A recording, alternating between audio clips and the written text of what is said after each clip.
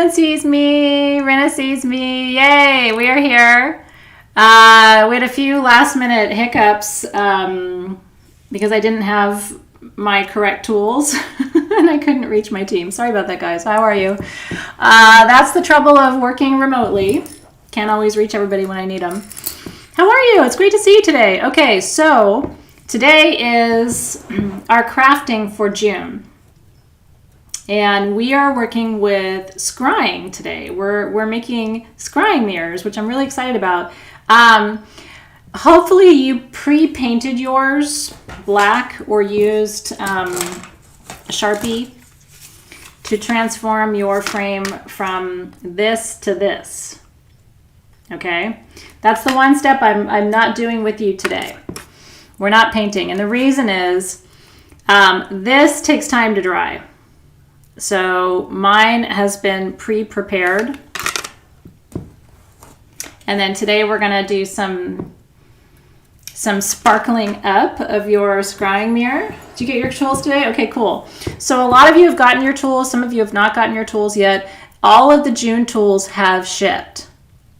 Okay, so everything is out. It's just a matter of whether it's gotten to you by today or not. If not, don't worry. You can do that afterward. And then the one last little bit of crafting that I wanted to do with you, if you're down, I'm going to ask you if you want to do this or not.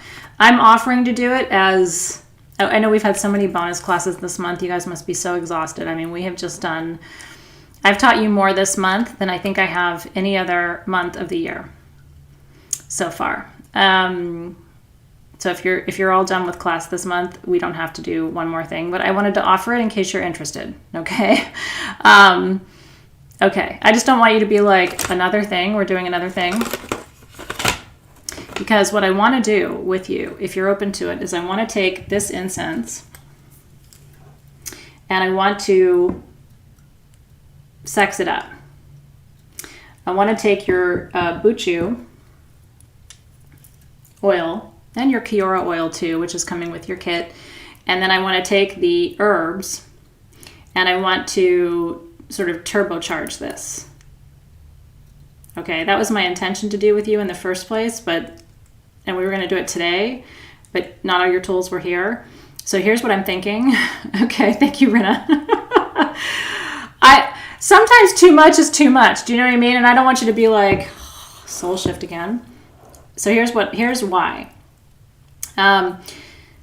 This is a great incense on its own. It's beautiful. You can use it for astral travel, for divining and visionary work like we're doing today. You can work with it for almost anything, right? And the reason we gave you an incense blend is you got an incense burner in your kit this month.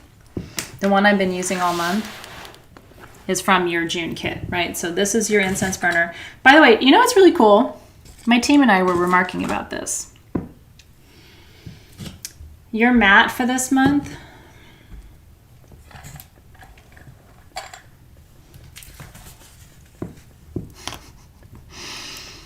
we really had a moment, because my team and I are very solidly behind the Black Lives Matter movement, as we have discussed and talked with you about.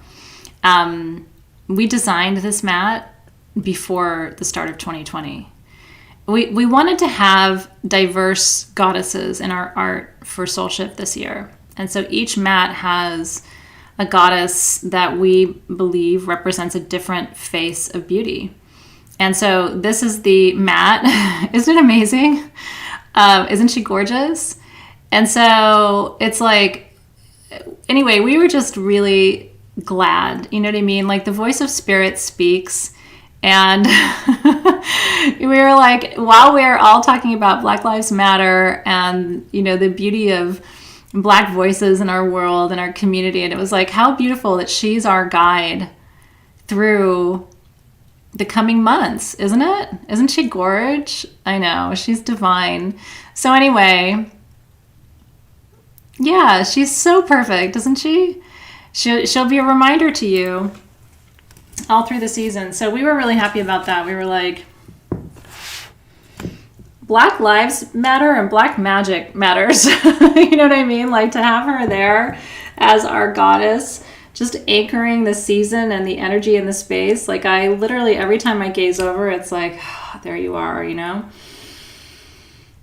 Yeah.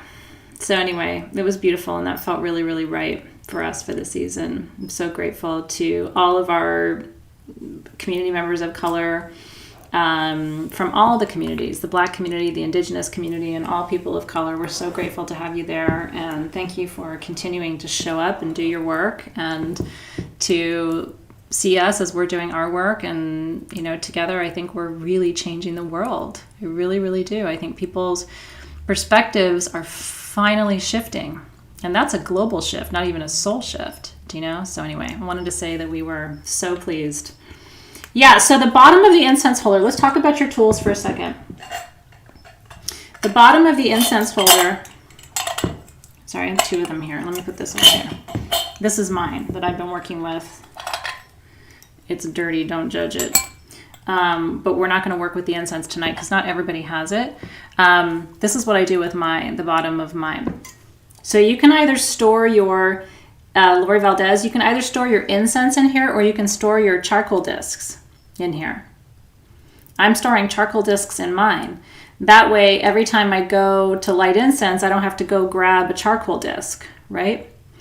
Pride community too, Sharon Westline. The reason I focused on the Black community in my comments just now, by the way, is that I wanted to share with you that we had intentionally included diversity in the goddesses, in just the physical representation of the goddesses. So that's why I focused on the Black community there. But certainly, of course, I'm a member of the Pride community, so I'm celebrating you guys as well, all of us together.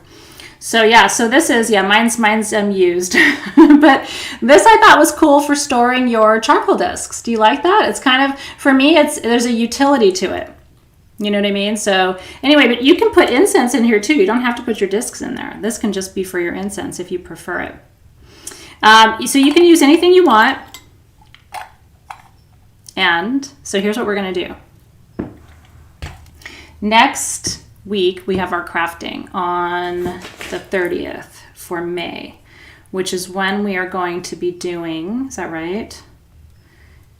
Yes, from 4 to 6 p.m. next Tuesday the 30th, we have our May crafting, because finally the henna cone is here, the Ishtar flash tattoos, and your waist chain. All your sexy tools are here for May crafting, right? Ooh, I like that too, Holden. What a smart idea. Actually, I didn't really think about that. How does the matter burn then? Which one are you? Joan asked, let me know what you're asking about. Are you talking about the herbs? How do you burn them? I can show you that if you're, but I want to make sure that that's the question that you're asking. If there's nothing below it burning. Oh, so that's just storage, Joan. So here's what's really cool about it. This is just storage.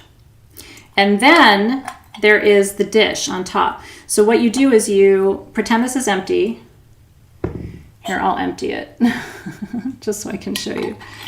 So you take your charcoal disc out. So if you're doing what I do, you store it in the bottom, you take a disc out when it's time to burn incense.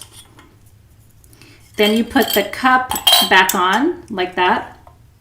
And then you put your disc here and you burn it and you put your lid on top. So this whole thing comes off, and then you have storage underneath. That's what Holden and a couple of others were asking about. So this is storage, and you can either store herbs in here or you can store charcoal discs in here. Does that make sense, Joan? I just want to make sure I've explained it correctly. And then you put your little cup back on top. You put your charcoal disc in there, you light it, and then you put the lid on, and the smoke comes through. Does that make sense? But you don't have to store charcoal discs in there. If you want to store your herbs in there instead, you can totally do that too. Okay, cool. Yeah, sorry. I just sometimes when I'm explaining things, I worry that I'm not, in my head it makes sense, but then I'm not sure it always comes across clearly. Does that make sense? Okay. So sometimes we have extra tools later. This year, there probably won't be any extras just because we have literally used every piece we've gotten, because the tools are coming from, this one came from India or Morocco, I can't remember which one, and those countries are shut down because of coronavirus. So we don't have a lot of extra tools this year. Compared to last year, we had some leftover stuff last year, and then we offered that to you separately. We don't have that much this time. So the whole container gets hot. That's what you have to know. Yes, Bonnie, it gets hot. Even this part gets a little hot. So let's talk about this. When you light your charcoal disc, you need to light it in this thing. Okay, this comes out. You light your charcoal disc in this. And then you put your herbs on top or whatever you're cooking, and you put this on top, and then don't touch it. If you want to move the incense burner, you got to hold it from down here and move it down here. Don't pick it up here, and don't touch this, okay? If you want to keep cooking your incense, you want to keep adding incense as you go, don't put this on top. Just leave this off, and then you can keep adding and keep adding and keep adding. But as soon as you put that on top, it's going to get hot. Okay, does that make sense? I'm glad you're asking all the questions because I want to make sure that you know. And these are little like bits and pieces that helpful as you decide how you're going to work with it. Now, we don't carry charcoal anymore at sagegoddess.com because you can get it on Amazon. And it's affordable, and it's great charcoal, and you don't need Sage Goddess for that. So, yeah, and you can use an oven mitt. Brittany says she uses an oven mitt. Don't touch it, it's hot. Okay, so move it from here. If you got to move it around, you grab it down at the base, and you can move it anywhere you want. But you start touching up here, you're gonna hurt your fingies. As I tell my kids, don't hurt your fingies. Okay, that went back over there. Yeah, and you can get, charcoal's charcoal. We never had like special Sage Goddess charcoal. I always use the Quick Light stuff. It's what I've been using since I was a tiny magician. It's good. By the way, if you get your Buchu, it always has the little, I don't like these little things, these little cap things. They're like essential oil jail.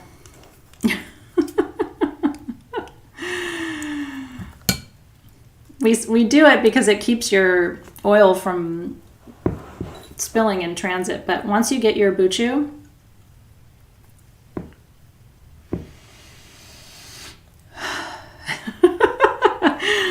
sorry, but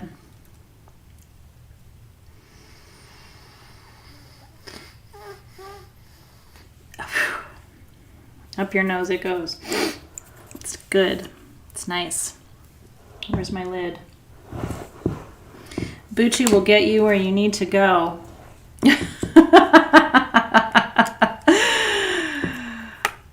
Oh, that's interesting.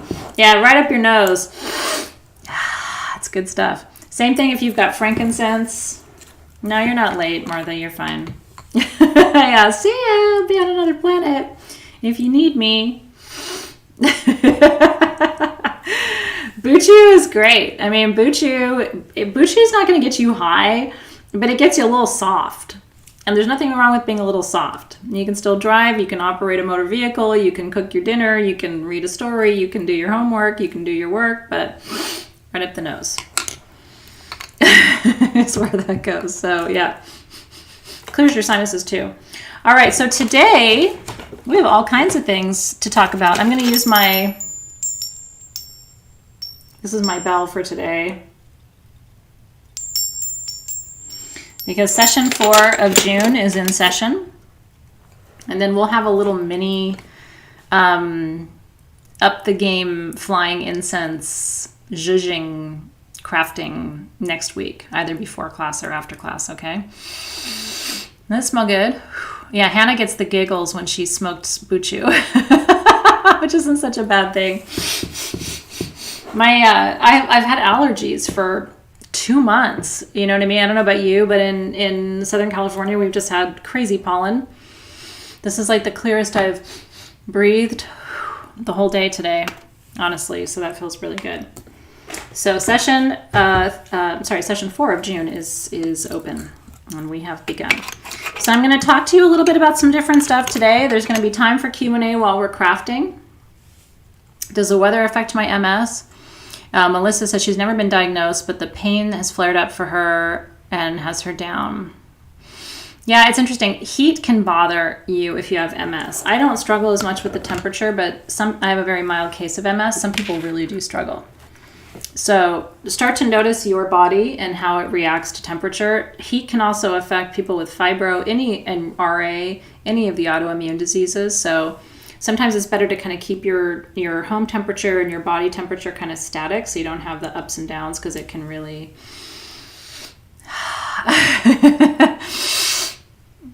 Now my nose is running a little bit.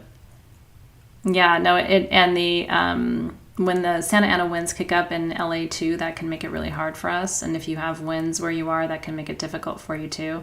So the heat can really affect the swelling.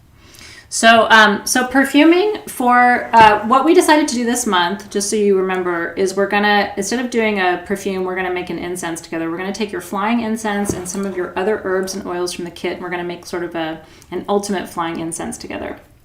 And then we will make perfume with your July tools during session 1, because I think you'll have all your tools for July. And we still have our, so that's how we're going to use the oils from this month. Instead of making a perfume this month, I mean, you can, but what my idea was to add those oils instead to the incense to really make a powerhouse, because your incense as it exists doesn't have buchu in it, but not the oil, but it should. And so I want to add the oils, instead of making a perfume, I want to add those oils to the incense, if that's okay with you. And we'll do that before class next week.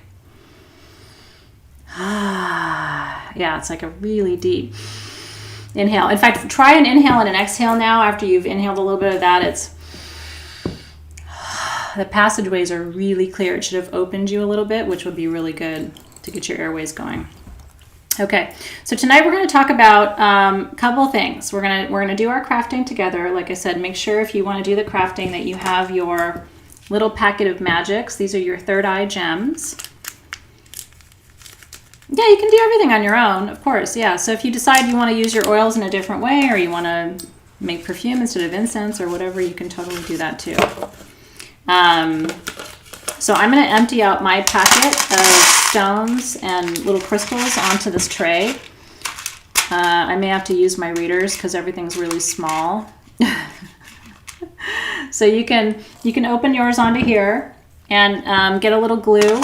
I've got some tweezers because it makes it easier to grab the crystals and attach them to the frame. So you can use a toothpick, you can use tweezers, whatever you want to use to pick up your crystals and then dip them in the glue and then attach them to your frame. So what I do is I put all the crystals on a plate, I make a little daub of glue right here, and then I pick up a crystal like this, I dip it in glue, and then I attach it to the frame.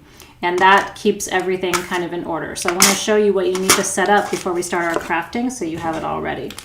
And let me know if you have yours or if you have any questions. So Christine Bell says she did this already, but she separated hers. Kind of like my husband, he's a Virgo, he's a double Virgo. And on his plate with his food, like his vegetables have to be separate from his meat, have to be separate from... And I'm always like, it all goes in your stomach.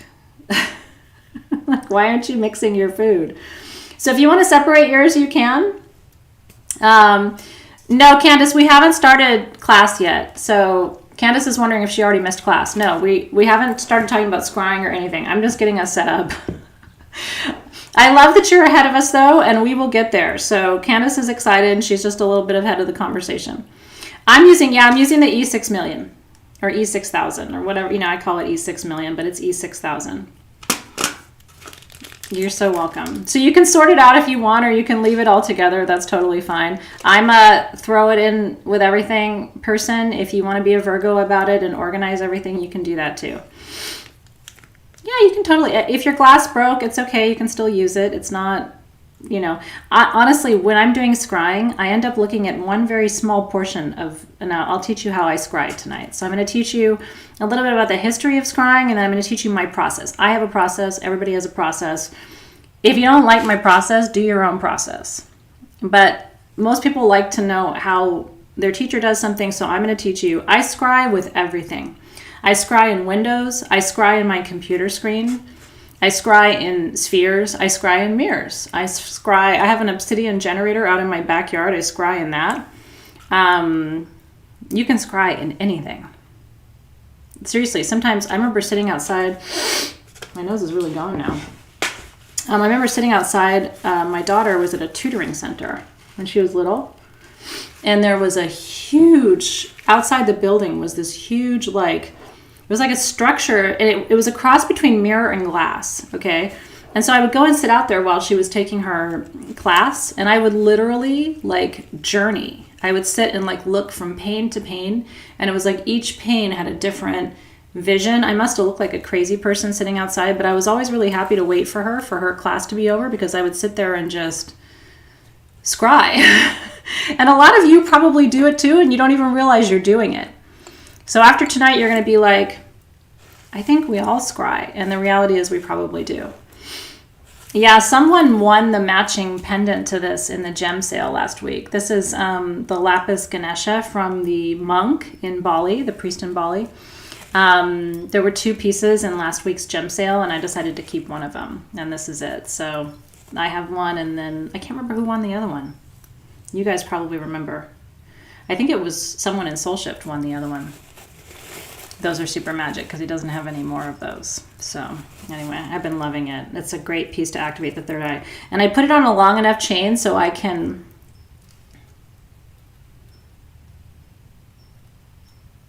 If you ever wear a third eye pendant, you should have it on a chain that's 22 or 24 or 26 inches so that you can flip it and put it against the third eye, right? I have more monk rings.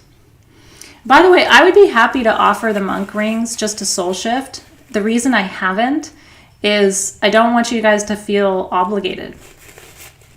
I have about 10 of them, and there aren't that many. I mean, he offered me most of what he had. But I've been bringing them little by little to the gem sales because I don't want people here to feel like, oh, you know, so tempted. So anyway, if you guys ever want me to do the monk rings just for Soul Shift, let me know. I just don't want people to feel put upon, which is why I haven't mentioned them or just offered them in the group yet. Yeah, so if your frame's broken, Jackie Andrews, that's what we were just talking about. So don't worry, because I scry in little corners of things. I don't use a whole screen or a whole frame or anything. My mind when I'm scrying goes to very tiny corners of whatever I'm scrying into. So don't worry, you can still use it. Okay, we'll see. Maybe I should do I can always do a separate little quick live into Soul Shift, and then if you don't want to be tempted, you don't have to watch it, and if you want a monk ring, you could tune in. Maybe we schedule that for next month. Yeah, unfortunately size 10, because I have monk rings in size 10, Holden, anything above size 10 I can't get. They're just not making them. What size do you need? Do you need more than a 10? It's just really hard. But the monk rings are all 8, 9, and 10. Those are the sizes that he worked with. That priest only does certain pieces at certain times. We can talk more about this later. Monk rings are rings that my friend Valko brings from Bali, made by a monk, a Balinese monk, who's also a silversmith and a goldsmith and makes jewelry. He made this necklace. So he uses precious gemstones and then usually rutilated quartz and then gold and silver. So yeah, unfortunately, if you're so if you need more than a size 10, unfortunately, I'm probably not your girl. But there are jewelers out there who do make the larger sizes. It's just my vendors don't. I don't know why. They don't do the 11, 12. Is 10 too big? Yeah, so 8, 9, and 10 are the monk rings. But the monk rings are all sizable. So my friend has one and she had hers sized. You can always size sterling silver up or down. So that's the other thing to think about. You could always get a 10 Holden and size it up to a 12. You know, or whatever size you might need. So that's something to think about too. They're okay sizing up or down 2 sizes with the monk rings, is what my friend's jeweler told her. So you're very welcome. Okay. So you know what we're doing for crafting today. You know about our tools. You know about our mat. This is our candle for the month, by the way, and it's one of my favorite candles ever. This is this candle is poured with buchu. Did you know? So this candle has buchu oil in it. That's part of why it smells so amazing. So if you haven't started burning this candle yet, this is a great one. This is your intuition candle. This is your third eye candle from Sage Goddess. Never in the history of SG have we made a third eye candle with Buchu. So, so we'll be lighting our candle today, which is really exciting, and doing our crafting. Do you guys have any questions before we begin? No, Janine, that's a great question, actually. Janine asked, do you need to put third eye stones on the mirror for it to work? No.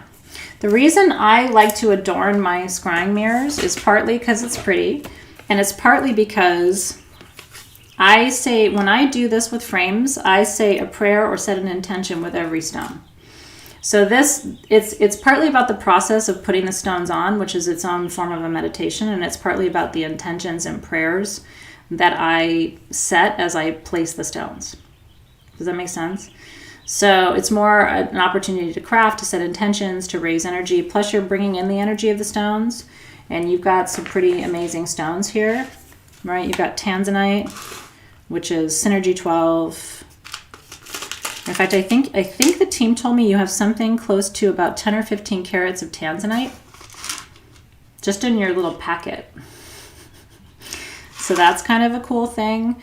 You have some iolite, you have lapis in there, you have some sodalite for releasing fear, and then you have crystals because I like blingy things, and so that's all the mix in there. So we just use straight up acrylic paint, black acrylic paint that you can get at Michael's, or you can get it on Amazon, the little tubes of black acrylic paint, or you can use a Sharpie to color the glass. You just want to black it out. Does that make sense? And when you do your blacking out, make sure that you do it on the underside, right?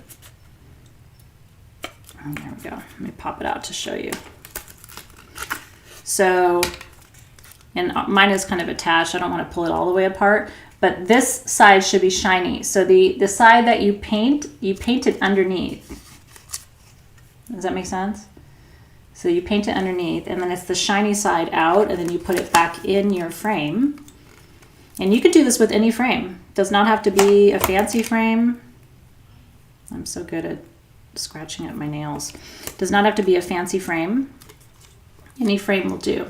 So if you have a frame laying around your house, you can use black spray paint, you can use a Sharpie, you can use black acrylic paint, does not matter. It can be glossy, it can be flat, it can be matte, it can be glittery, doesn't matter. As long as it's black or dark blue, it's going to be perfect. Kate's picks, I don't know. I've never done that. She's asking, can you just put black paper behind the glass? I've never done that. So I will ask you, can you do that? And if you can, I like it. It's easier. It's easier for sure. My team painted mine, but if black paper works, then do that. Totally. Yeah, I don't think you have to, overthink it too much. Ooh, Jennifer Hall said she's going to put the crystals on the inside of the frame, like in here. I love that. That's very creative. Part of me wants to add some there too. Maybe I'll do that with you today. I like that. So this is where your creativity comes in, right? And whatever you want to do with your frame, this is your frame. But, and so it doesn't matter if it's slightly broken. It doesn't matter if it's paper apparently or paint. You can totally do it or Sharpie it or whatever you want to do. We learn new things every day, which I love. Okay. So other things I want to talk about tonight, after we talk about divination, because that's the topic of the night, I want to talk about the ethics of intuitive work tonight and what it means to be in sacred relationship relative to intuitive work, because this is a very important subject, and it's one that doesn't get discussed enough. But especially because everybody here is doing intuitive work in different ways, and a lot of you are starting to do more intuitive work even in the Facebook group, right? Which I think is a beautiful thing. You guys are building your skills and you're sharing your gifts. But I do think it's important to talk about the ethics of intuitive work, at least from my perspective. And what I'm going to tell you tonight is I'm talking about it from Athena Town, right? You're welcome to have a different perspective. You're welcome to not agree with what I share with you, or to have your own viewpoint on what I'm talking about tonight. But I do, as your teacher, I do want to share this with you and offer you my thoughts on this. You will find over the years that you work with me that I'm probably more conservative than a lot of people. And that's just because I'm cautious. I'm cautious about other people's energy. I'm cautious about my own energy. I'm cautious about magic. I'm cautious about sovereignty. I'm just very cautious. So when you hear me talk, what I want you to always remember is it's weird in Athena Town sometimes, and I'm not a socially conservative person. Do you know what I mean? I'm really not. But energetically, I'm really conservative. I always err on the side of too much caution. So imagine me as like your mom. You know how your mom always tells you like this could go wrong and that could go wrong and you should watch out for this and you should watch out for that. And then you used to like not listen to your mom and go do the thing anyway. I'm kind of like your mom. I'm probably too cautious. So if you want to be a little less cautious, if you want to be a little more open, I think that's okay. I've just had some experiences. You guys are so cute and so sweet. I've just had some experiences. And because I don't ever want to have those experiences again, I err on the side of caution. I would rather be too safe and not ever have those experiences again than play it kind of willy-nilly and not have a good experience. Right? Caution, danger town. Big bird just flew by. You can get yourself in some trouble. Energy's real. Magic is real. There's a big old bird. Magic is real. Energy is real. And there's a duality in practice. And so, truly. And if later you tell me, you know what, Athena, I listened to you, but I made my own choices, or I listened to you, but then I went and did this. You never offend me, because I don't expect that everybody does their work. He's out there singing now. See, I'm telling them. Big bird with your big chirp. I'm telling him right now. And he just flew away.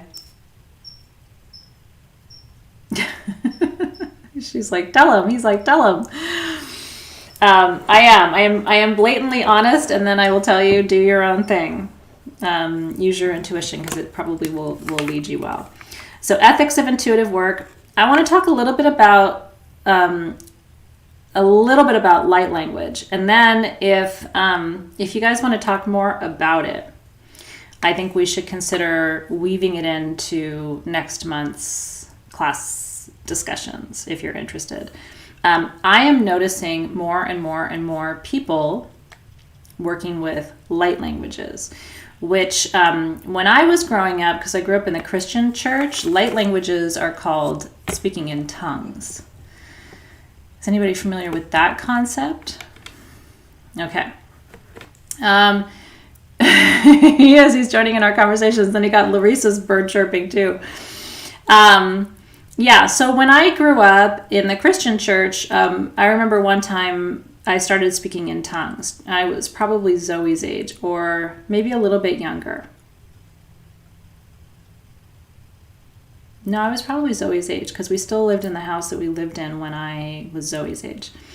And I was in church, and I remember the Holy Spirit came through, and I started speaking in tongues. And somebody picked me up. Somebody literally picked me up and took me to a back room in the church where they sat me down, and I was still speaking. Like the tongue language was coming through. And so I think we should talk briefly about it tonight. And then again, if you're interested, we can talk more about it. Because my view on light language might be a little different than yours. As you know about me, I like to understand the origins of things. And my understanding of light languages is that they come from Atlantis. And so when we start to talk about this, you can tell me like, this is interesting, or no, you know what, this isn't that interesting. Let's talk about something else. And then we can move past it. Next month, we're going to talk about archetypes. You know how this month I created that leadership content for you? where I shared with you the different elements and the leadership styles that relate to those elements, right? So I created that content for you this month to start to pull everything together, because at the beginning of the year, we learned about what kind of priestess we are: fire, air, earth, water. And then this month, you're learning about what your different kind of leadership elemental archetype is, whether you're a fire, fiery leader, a watery leader, an earth-based leader, an air-based leader, right? Okay.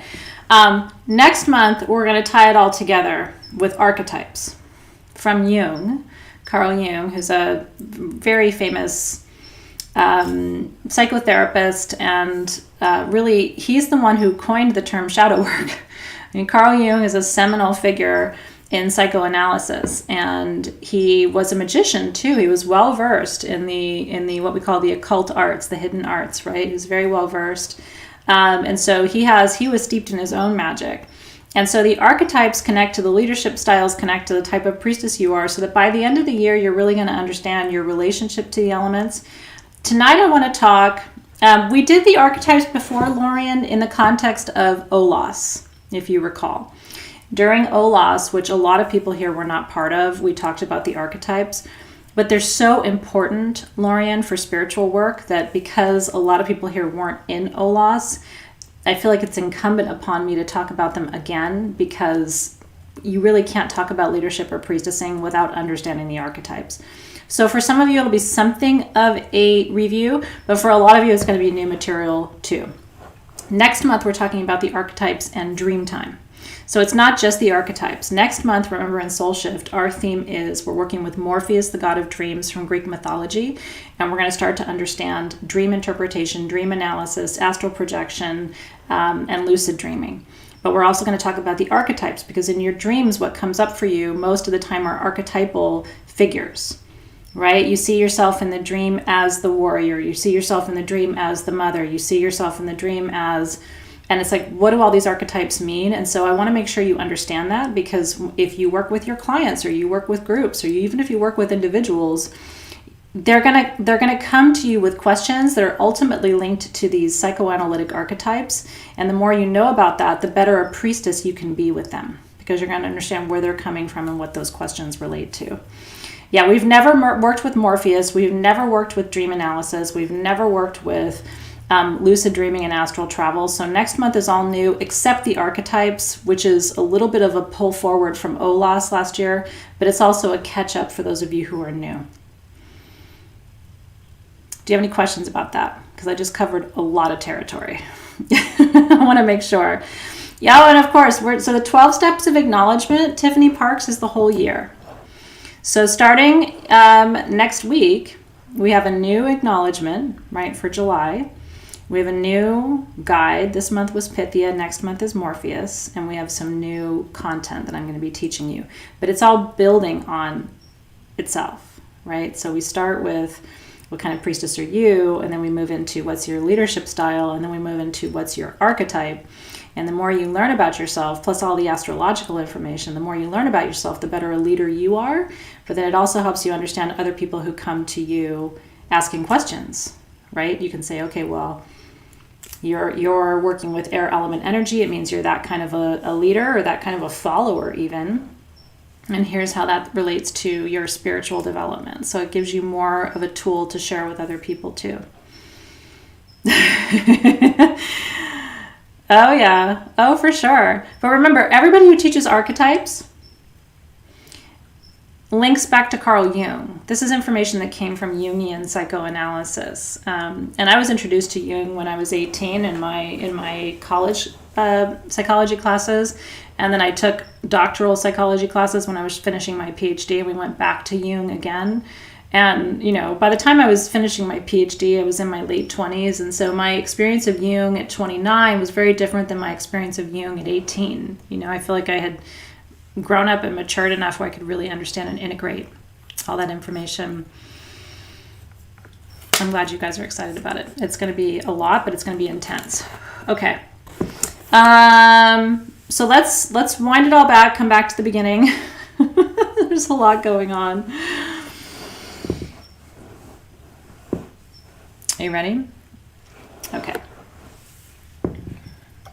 It's 7 up time. Okay, so we're going to start. We're going to wind it back for just a second, and we're going to talk about divination. And tonight we're talking about scrying. So let's start at the beginning. Scrying is one of the oldest forms of divination. Some people will tell you it is the oldest form of divination. I can't guarantee you that.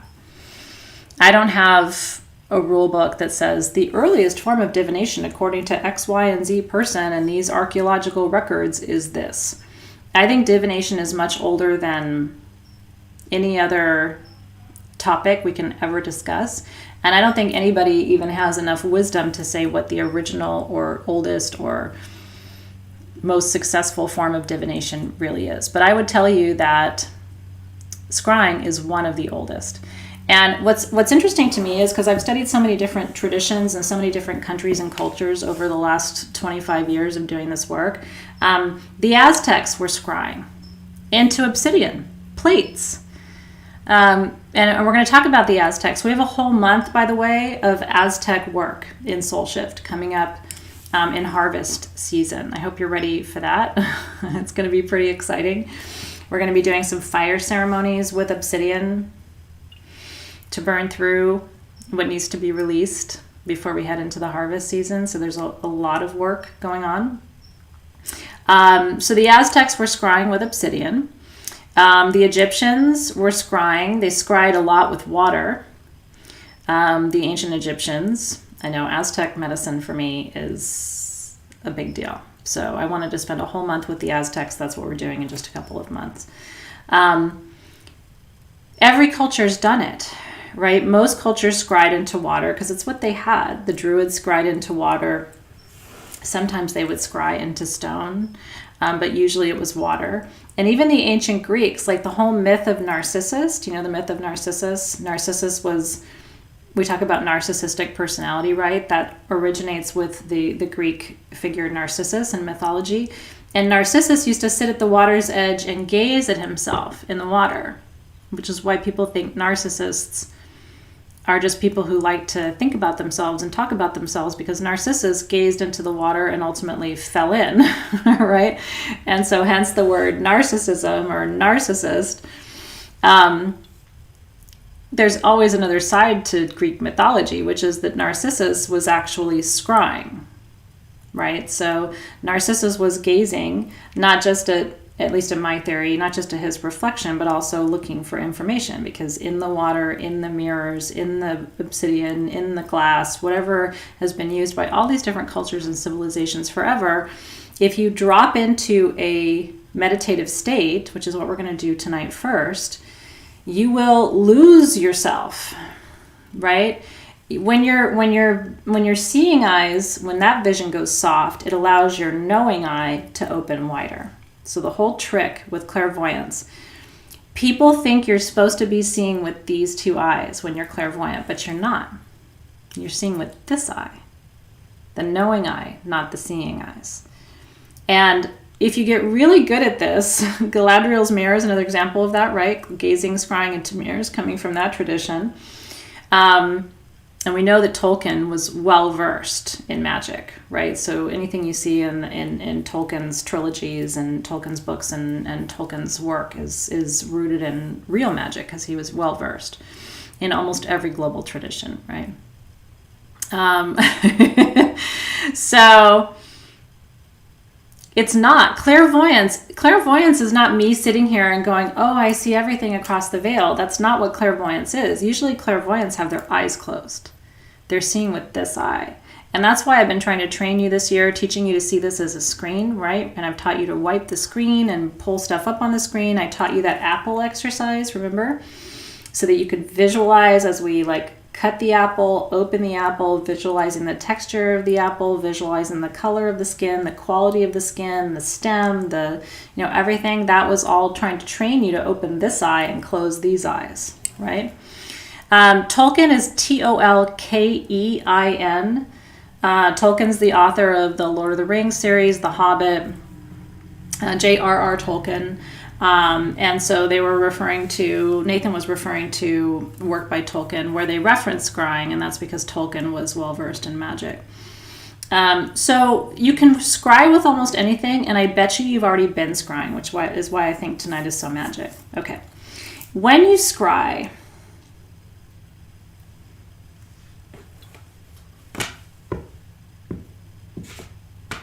got 19 frames here. Where's my actual one? Oh, here it is.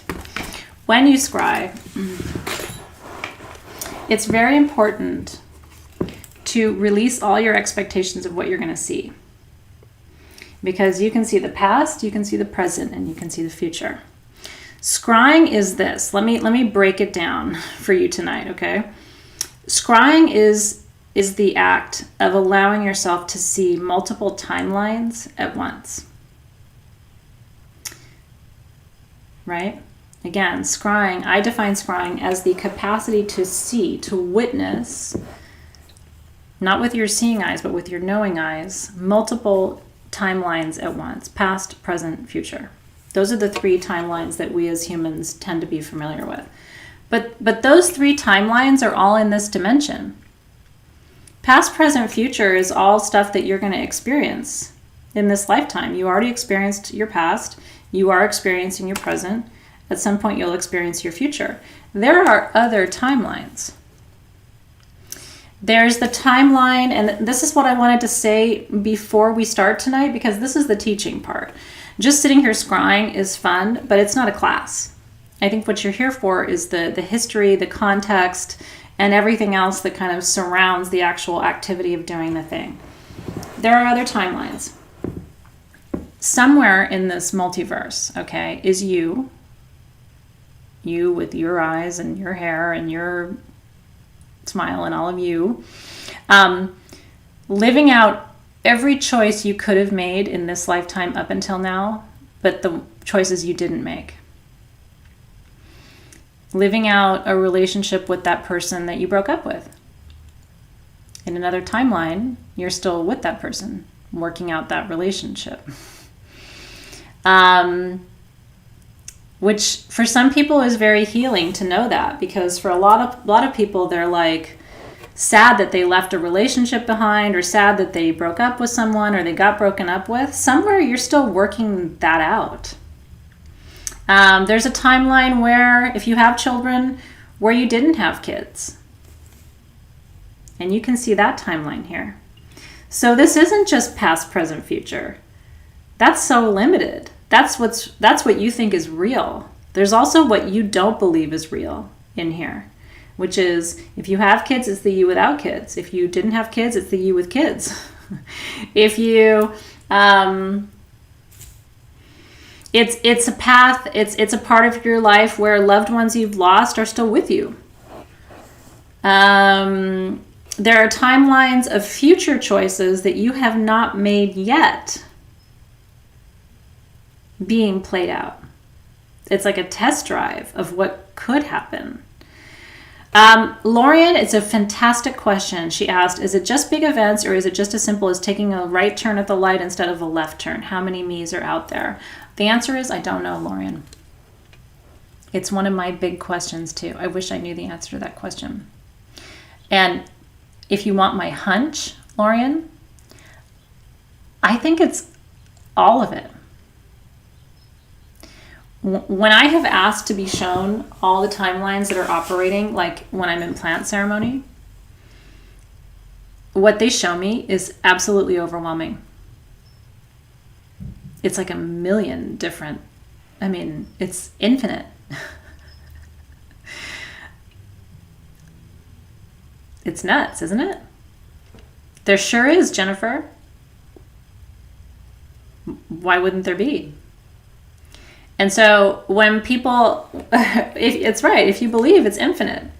And so people will say, well, is it possible to heal from the loss of a child, or from abortion, or from, any of the major significant losses that we've experienced in our lifetimes? I believe the answer is yes, and I believe it's that those timelines are still operating. And that it's possible to go back into those timelines and do that healing work in this lifetime. But it's infinite. I believe, Lori Valdez, all possibilities are operating at all times. Now, hold that thought for a second. This is really important, okay? And don't worry, Dr. Chris, you're fine. Come hang out, tools, no tools. We're having a good conversation here. This is why I want you to really hear this tonight, because I know our class is called Soul Shift, and certain classes are going to be more shifty than other classes, okay? But this one has the potential to be real shifty in a good way, not in a bad way.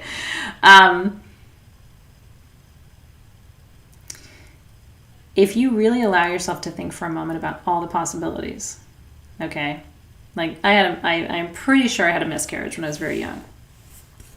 And I've often, I've always felt like there's this other child that I didn't have. I've told you this many times, and it bothers me a little bit, but I didn't feel like my life lent itself to having any more children.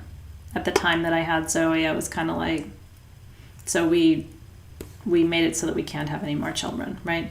And I've always felt a little sticky about that. But I do believe I had a miscarriage when I was very young, 16, 17 years old. And so I've often thought maybe that's the third child that I didn't have, right? But if I'd had that child, my entire life would have gone in a different direction. Like I probably wouldn't be sitting here with you, right? Like it would have been a radical detour. If you think about all of those other timelines, possibilities, etc., okay, playing out, then when you come back to the room that you're in now, the place that you are now, the choices that you've made now, do you realize how small this is? I mean, to really be in a space where you're just dealing with who's in your life now, what's in your life now, the choices that you raise now, do you know what I mean? Do you start to see how small this is? In a universe where all of that other stuff is also still happening. This is why your spirit guides are very gentle with you. And hear me on this. And people get frustrated. They're like, I want to know more. I want to know all my past lives. I want to know everything. I want to know my soul gifts. I want to know my psychic gifts. And your spirit guides are like, honey, you can barely handle what you got. You want me to open the whole damn book and show you? I mean, I honestly think, my perspective, this is the world according to Athena. I honestly think it's too much. It's overwhelming. It is exhaustive, expansive, immense, infinite, above, below, side to side. You can't even wrap your head around it, right? If every single choice that, first of all, your parents made for you as a child, right? And then those timelines are all playing out. Like maybe they didn't move. They decided to move. What if they didn't move, right? Whatever. And then maybe your parents got a divorce and they didn't get a divorce.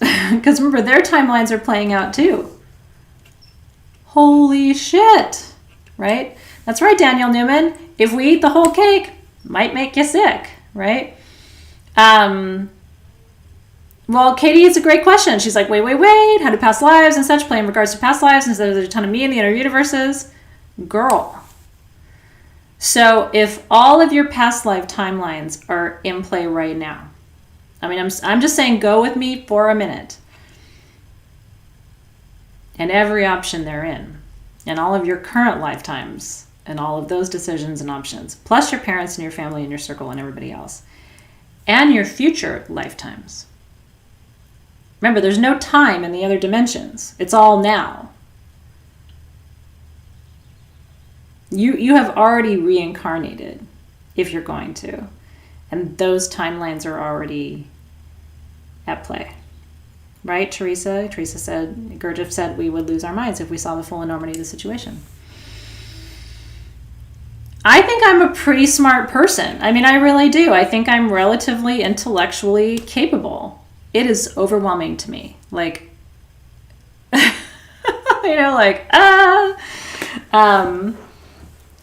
I think we are in a condensed series of timelines. And I think the universe lets us look at this much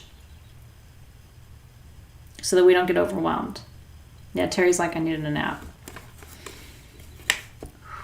Lauren says, but after losing infant twins after birth and they weren't meant to stay, how can there be another timeline where I'm with them?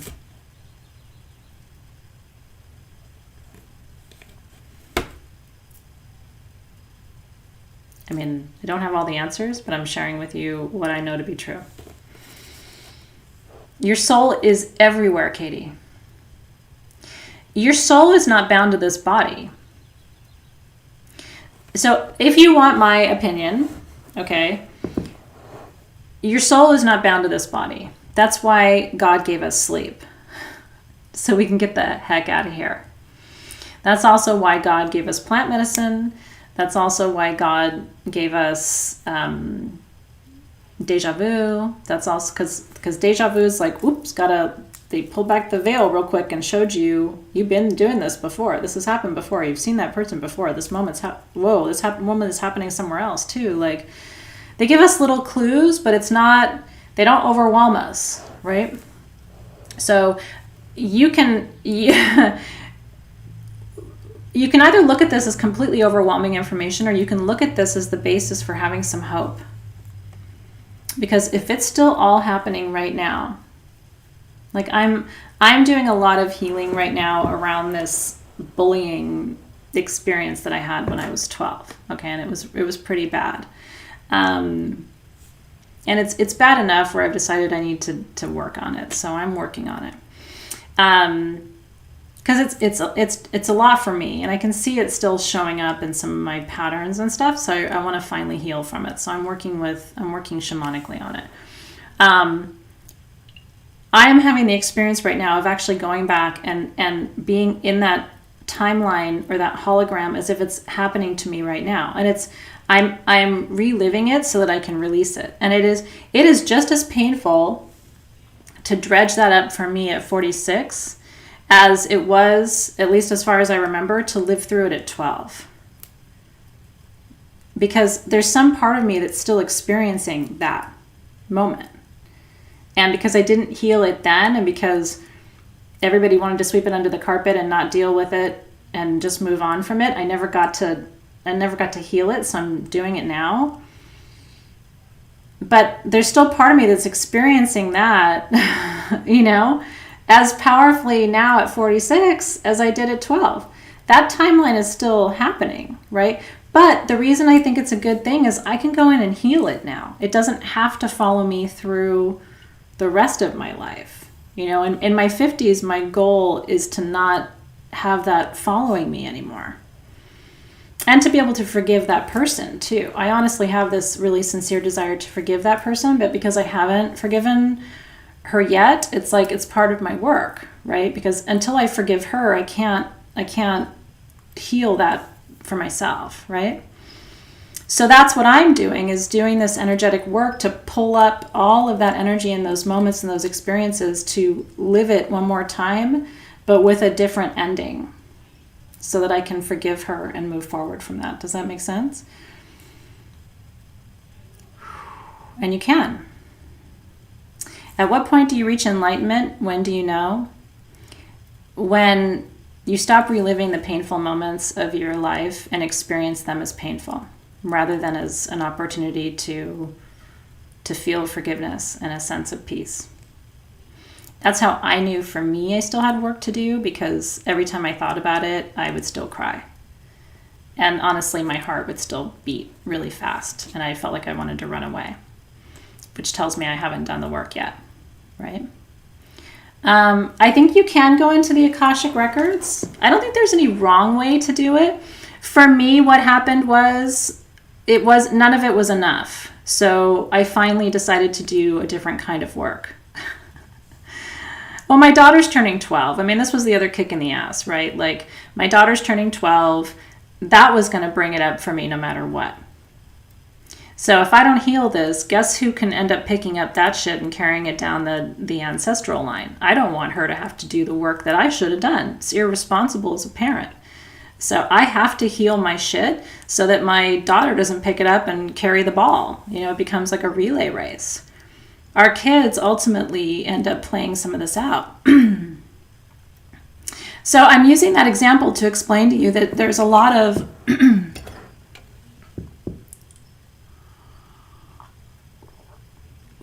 well, I think that's the ultimate goal, Martha, is to be able to forgive people who have hurt us, right? And also to make sure that we don't pass the buck. down the line to the future generations, because it's not her work, it's my work. It's not fair for me to pass that on. and let me ask you this, where would you be in life if your ancestors had done the work? Instead of going, you know what, Holden will do it. You know what, Janine will do it. You know what, Don will do it. And you're like, wait, I don't want, no, no, do your work. I don't want this. And then we just keep passing it down, right? Like, somebody else will do it. You got to do it. And if not now, when, right? Look in the mirror, right? And you know, what I see in our world right now is people experiencing trauma that at some point they're going to have to find their way to healing around. And I don't know what that looks like for them. I'm overwhelmed enough as it is doing my own work, right? It's beautiful, Lisa Knight. And Hedia, I think you are the one breaking the cycle. And Hillary said she was bullied by her mother for a good part of her life. Yeah, you don't need another shitty 12-year-old to bully you. Sometimes your own parents can do a great job of that, right? Woo. Anyway, this is why we're all here. This is what we're talking about tonight. Okay, divination. I'm going to go back to our scrying protocol because we have so much to do tonight and I want to make sure we have time. I'm really glad this is resonating with you, though. I really am glad, because it's the work of a lifetime. I'm pretty honest with you guys when I tell you I got my own shit I'm doing. I've got my own healing I have to do. I have my own teachers. I have my own therapist. I have my own, you know what I mean? Like, I am not like over here going, I figured it all out and good luck, everybody. It's like, no, I'm in the midst of my own stuff. And when this is done, I'll have something else I'm supposed to work on. I'm sure. I mean, we all have our own stuff. This is just where I'm at right now. You know what I mean? Next year, I'm sure it'll be something else. Okay. Divination is best done couple times a year when it's really good to do divination. Just not around the full moon. Okay. This is best done within a week of the new moon. So ding dong, we're right in the window for divination. Plus or minus 5 days from a new moon is ideal. Or the other ideal conditions, Samhain and Beltane. Bobbing for apples, remember bobbing for apples? They were scrying, right? When you reach in to get an apple out of the bin, there's usually water. And so part of bobbing for apples was actually scrying in the water in the UK, where that tradition began.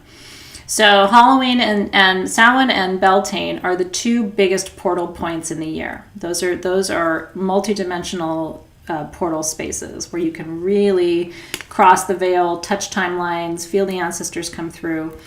The full moon, there's too much light. This is an activity of the dark moon. This is an activity to be done in a state of darkness and contemplation and visioning, and that tends to be plus minus 5 days from the darkest moon. Birthdays is another great time too, because your birthday's a portal. Your birthday's a portal. What might other portal spaces be? Maybe you guys are thinking of things I'm not. Birthdays, Samhain, Beltane, obvious ones, and then new moon. When you see it, yeah. There's something there, isn't it? I mean, you're looking at me there, but... I'm not a crazy ancestor. It might look like it sometimes, but not necessarily. Okay. So, protocol. Always open a circle before you scry. Scrying is heavy, intense spiritual work. It invites the spirits. Anything you do that invites spirits, you have to, when you open a circle, and you've seen me do it 100 times or more, probably a lot more. When you open a circle, when you open this, you are saying what comes in and what must stay behind. By definition. And when you open a circle with selenite, which is why I do that, you are saying this is a circle of light energy and nothing else is permitted. And then when you close your circle, you release the energy and then anything is welcome in. But when you're doing your scrying work, I consider that to be high magic. I open a circle for it. It's very important to make sure you're delineating what is welcome into the space and what is not. Menstrual cycles, I don't know. I'm not someone who's always taken my menses into account for divination work. I mean, not to be too put too fine a point on it, but like I'm going through menopause, and there are times where I have cycles that last for a really long time, which isn't fun. But there have been a couple months where if I had to wait till I wasn't on my period, I wouldn't be doing any sacred work. So I think for me, I haven't really thought about the flow relative to that. But if you have certain rules for your own magic around your cycle, I think it's okay to acknowledge those and obey those, and only do your work in certain phases of your own cycle if that feels better. Yeah. To catch along opal wand for circle opening, I haven't used anything but quartz and selenite to open circles, but you know what, Dawn? If it works for you, do it. I mean, just because I haven't done it doesn't mean it's not, something to try. And if you like it, then do it. And let us know about it too, because maybe that will open up other possibilities for other people as well. I always say use your intuition. I'm going to teach you what I know to be the best way to do things, but then ultimately, if your intuition leads you in another direction, it's probably accurate for you. So give it a go is what I would say. So open a circle, set an intention. I sound like a broken record. Open a circle and set an intention. Hey, guess what? Gonna do magic work? Open a circle and set an intention. Hey, did you open a circle? Did you set an intention? And make sure you smudge. Hey, did you open a circle and set an intention? I told you, I'm going to be like your mom and hound you and say things 100 times and repeat myself, and then at some point you'll have to... Yeah, I don't know about cycles and flow. Just because it wasn't anything I was taught when I was being taught. They didn't focus on flow or cycles, but if it's important to you and it's part of your magic, then I would say to work it. My cycles are just all kinds of messed up because of menopause, so I'm not a good guide. Hey, did you smudge? Hey, did you smudge? Hey, did you smudge? Hey, did you open a circle? Hey, did you open a circle?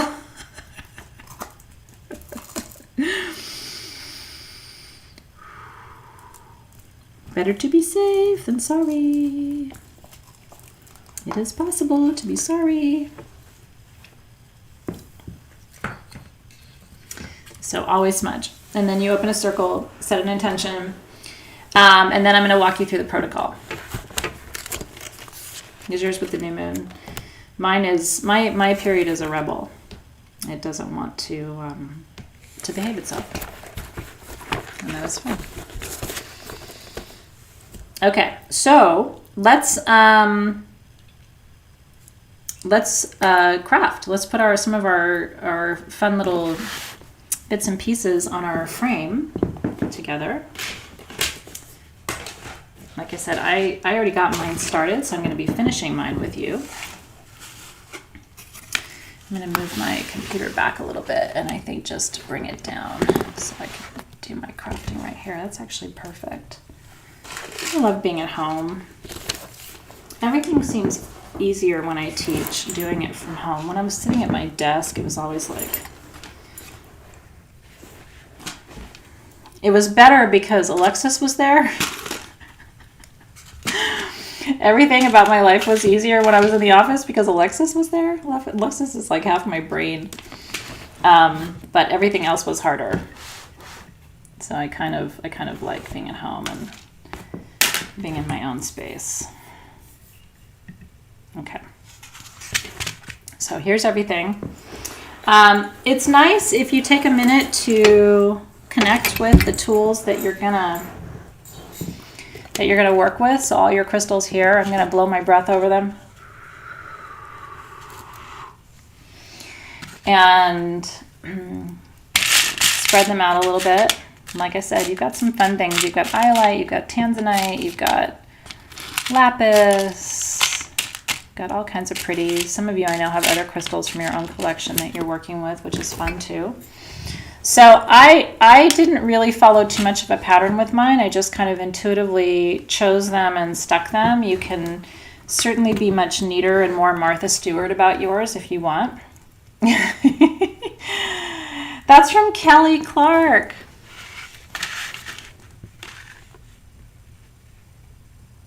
Do you guys remember Kelly Clark? Some of you do.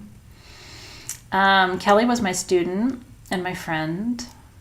She passed away 3 years ago in just a couple of weeks. It was July 2017, so hard to believe she's been gone for 3 years. She died of cancer. She valiantly fought cancer for years. I think she was 37 when she passed. Is that right? Because I think Kelly would have been 40 this year, right? Yeah. The one thing I can say about Kelly is that the way she passed is the way every priestess should pass. She was surrounded by her friends and family. They did beautiful ceremony with her body after she'd crossed. They adorned her with flowers and leaves and ceremony and oils and smudge and all the things. So it was a beautiful life and also a beautiful crossing too. I miss her. I was just thinking about her today, and I posted on my. If you want to meet Kelly, go to my personal Facebook page. There's 2 videos on there that you should watch. But yeah, and if you ever got anything from Kelly, you felt like you won the lottery, because she was a silversmith, but all of her stuff was one of a kind. And so whenever I got a piece of hers, I have 3 rings of hers, I always felt like I won the lottery, because I was like, oh my God, I got a Kelly piece. So Kelly's with me today. Love you, Kel. Miss you so much. What a beautiful soul. I was so blessed to know her for the time I did.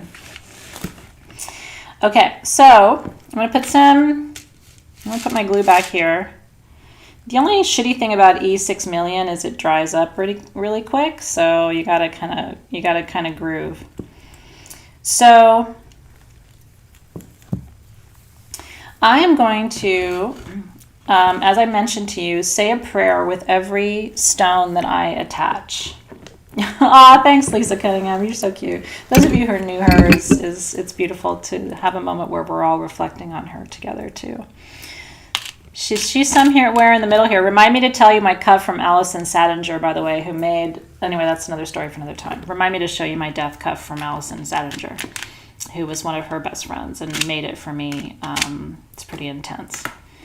Okay, so I'm going to take... it's drying already. I'm going to take this beautiful tanzanite, because I don't have one on this side, and I'm going to affix that here. And so with this stone, I'm praying that everyone in this world will... find intuitive ways to stay safe and healthy in the season ahead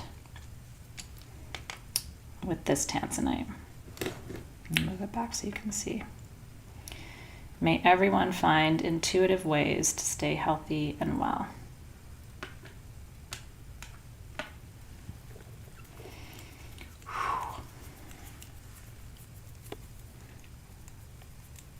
Yeah, Sylvia's the same way. I know, Sylvia's so special too. It's so amazing when we have these healers and these alchemists who can make sacred tools for us, you know? I feel that way about my team too. You know what I mean? It's like we're so lucky to have these...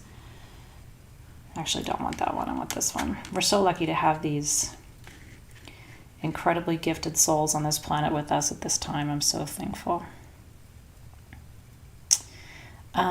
Okay, this one, I'm going to pray that each person has the courage to follow their vision in service of their highest good. It's weird, Tiffany, because my E6 million dries too fast, and that's why I don't like it. So I don't know why yours takes too long to dry. Can we trade? Because I would rather have that than this, like, Presto Changeo, it's dry already and I wasn't ready for that. She did not make vases. She made cuffs and she made jewelry and she made clothing. I know. A beautiful life, but one that ended too soon for sure. All right, this is Soda Light. So with this one, I'm going to set the intention that everyone in this world releases fear, collective fear, so that we can move bravely into our future together as one human kind. That feels good. Oh, yeah, you need to see my lips, because you need to be able to read my lips. Thank you for reminding me. Yeah, no, I've got you. Thank you, Sharon. Okay, my lips are here. Okay, what else do I want next? This is a cute little piece of tanzanite over here. I'm going to use this one. So with this piece of tanzanite, I am going to set the intention for prosperity, because if you remember, this is for collective prosperity. I was sharing with you, that's been my prayer. Collective prosperity has been my prayer since the beginning of the pandemic, because it was on my spirit. Spirit kept telling me, Athena, you have to pray for the collective prosperity and wealth and good fortune, because it doesn't matter if some people are prosperous. If the collective is not prosperous, we can't function. We can't do magic. We can't, it won't work. So every time you pray for your own prosperity, or if you want to do what I'm doing, I am also praying for the collective prosperity. So if I set an intention for your prosperity, I'm also going to set an intention for mine and for everybody's, because it doesn't work if one person is prosperous but the rest are not. Okay. I'm really into this little crystal that's over here. I know it's a little rhinestone, but I think it's really pretty. So with this one, I'm going to set the intention that our collective throat chakra is active, so that we all feel safe and empowered to speak our truth and express what we need. Okay. Oh, I'm so glad, you guys. Yeah, I'm just saying prayers. So that's what I do. Now, some people just glue all their crystals on and move on. You don't have to take time and do ceremony with it. I'm taking this extra step because when I look at this, I literally remember every prayer I said. And it adds to the energy of the piece. It also adds to my enjoyment of the experience of working with it. But you don't have to say prayers with every stone that you put down. If it feels like too much for you, or you don't want to do that step, you can skip it. Okay, I want some lapis. This looks like, this is Soda Light again. I'm just going to pray for collective insight, that everybody gets the wisdom and the intuitive messages they need at the time they need them. That feels good. Let's see. This is lapis. So with this one, I'm going to pray that people have the confidence and the courage they need to follow their dreams and their visions. And ooh, I like this one. This is like a really deep purple rhinestone right there. It's really pretty. I keep it in a drawer where I keep all of my soul shift tools that I'm not working with right in the moment, because that helps me. It keeps everything together. This one I'm praying for collective faith, because that feels kind of crown chakra-y to me. But you can hang it. The mirrors that we sent to you, or the frames that we sent to you, have this little doodad on it, and that is for a nail, so that you can actually hang that on the wall when you're not working with it, if you want to do that too. Yeah, you can use a hot glue gun. Hell, that's faster. What I'm doing is like the slow pony express. Ooh, I've got this really big crystal here. Check this one out. Did you get one of these? Hope you did. Look at this. This is really pretty. I'm such a little girl when it comes to things like this, but look at that one. That's really pretty. So I'm going to put that right in the middle of the bottom of my frame. And I'm going to say that that's the eye. And I'm going to ask that the eye of this frame look upon everyone in our community with grace. Isn't that pretty? Because mine stands up like that. Did you get a big blue one like that? I'm like, what'd you get? Did you ever do that in class when you got like different tools and you'd be like, what did you get? No, that wasn't my race car. Nobody's driving my car right now. The little vroom vroom that you heard.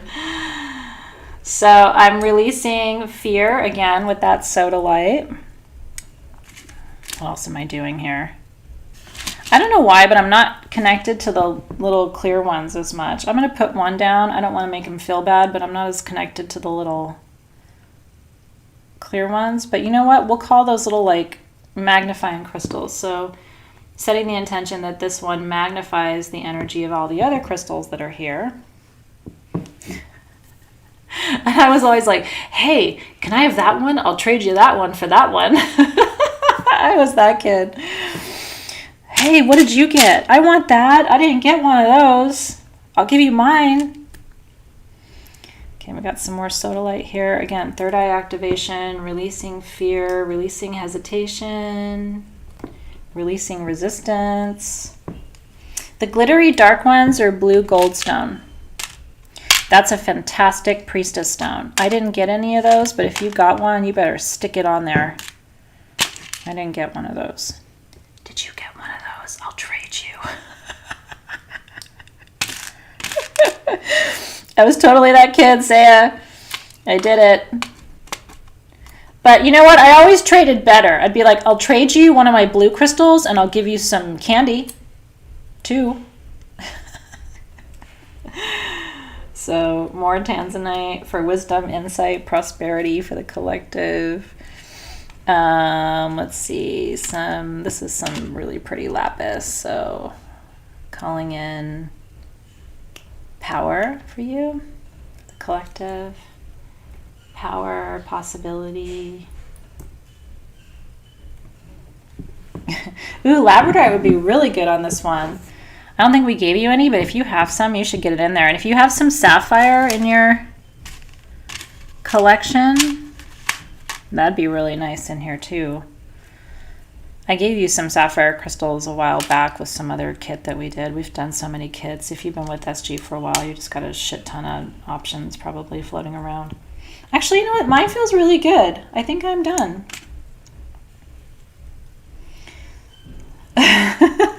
It would have been nice if we were friends when I was young, because I really struggled with friends until I was in high school. I was kind of a lone chicken. I just thought those were mean. I didn't find my peeps till high school. Yeah, so if you haven't gotten your kit for whatever reason, this should have arrived to you, Asta, but if it didn't for whatever reason, then this is recorded and you can go back and finish your Zen. Some people are watching now, even though they have their tools, and they're going to go back and craft afterward. So that's what mine looks like. I'm going to hang mine up, I think, in between uses of it. So, because I have a little space in my crystal room here that's exactly this size. So what I will tell you is you can get those, you can get them on Amazon. Some of you probably have them in your garage. You know, the little, God, what are they called? They're made by like the Scotch Tape Company, and you can hang things with them, but they don't damage your walls. This is so lightweight, you don't even really need a nail, or you can put a little tack in here and hang it by a little tack so it doesn't damage your walls. But that's mine. Just using our tools that you got in your kit too. And it's okay to craft afterward. I mean, and like I said, yours will probably be prettier than mine because you guys are usually better at this stuff than I am. I'm okay at it. I'm not Martha Stewart. The command strips, that's right, stickums. That's right, Carol Batista, they're 3M. Okay, now let's actually do the thing. And so I want to scry with you a little bit, then I want to talk about the ethics of intuitive work, and then we'll be finished with our work for tonight. So Susan's asking a great question. Do you have to keep it all third eye stones? You don't. You know what I mean? You could chakra this out. You could do every color of the rainbow around it. If you've got, like I said, if you've been with SG for a while, we've been giving you stone packets since the beginning of time. So you probably have a little collection. One of my clients, by the way, messaged me the other day, and I wanted to tell you because I was so inspired. She got like a tackle box. She's been with SG for like 5 years, and so she's gotten all these little stone packets. She sent me a picture.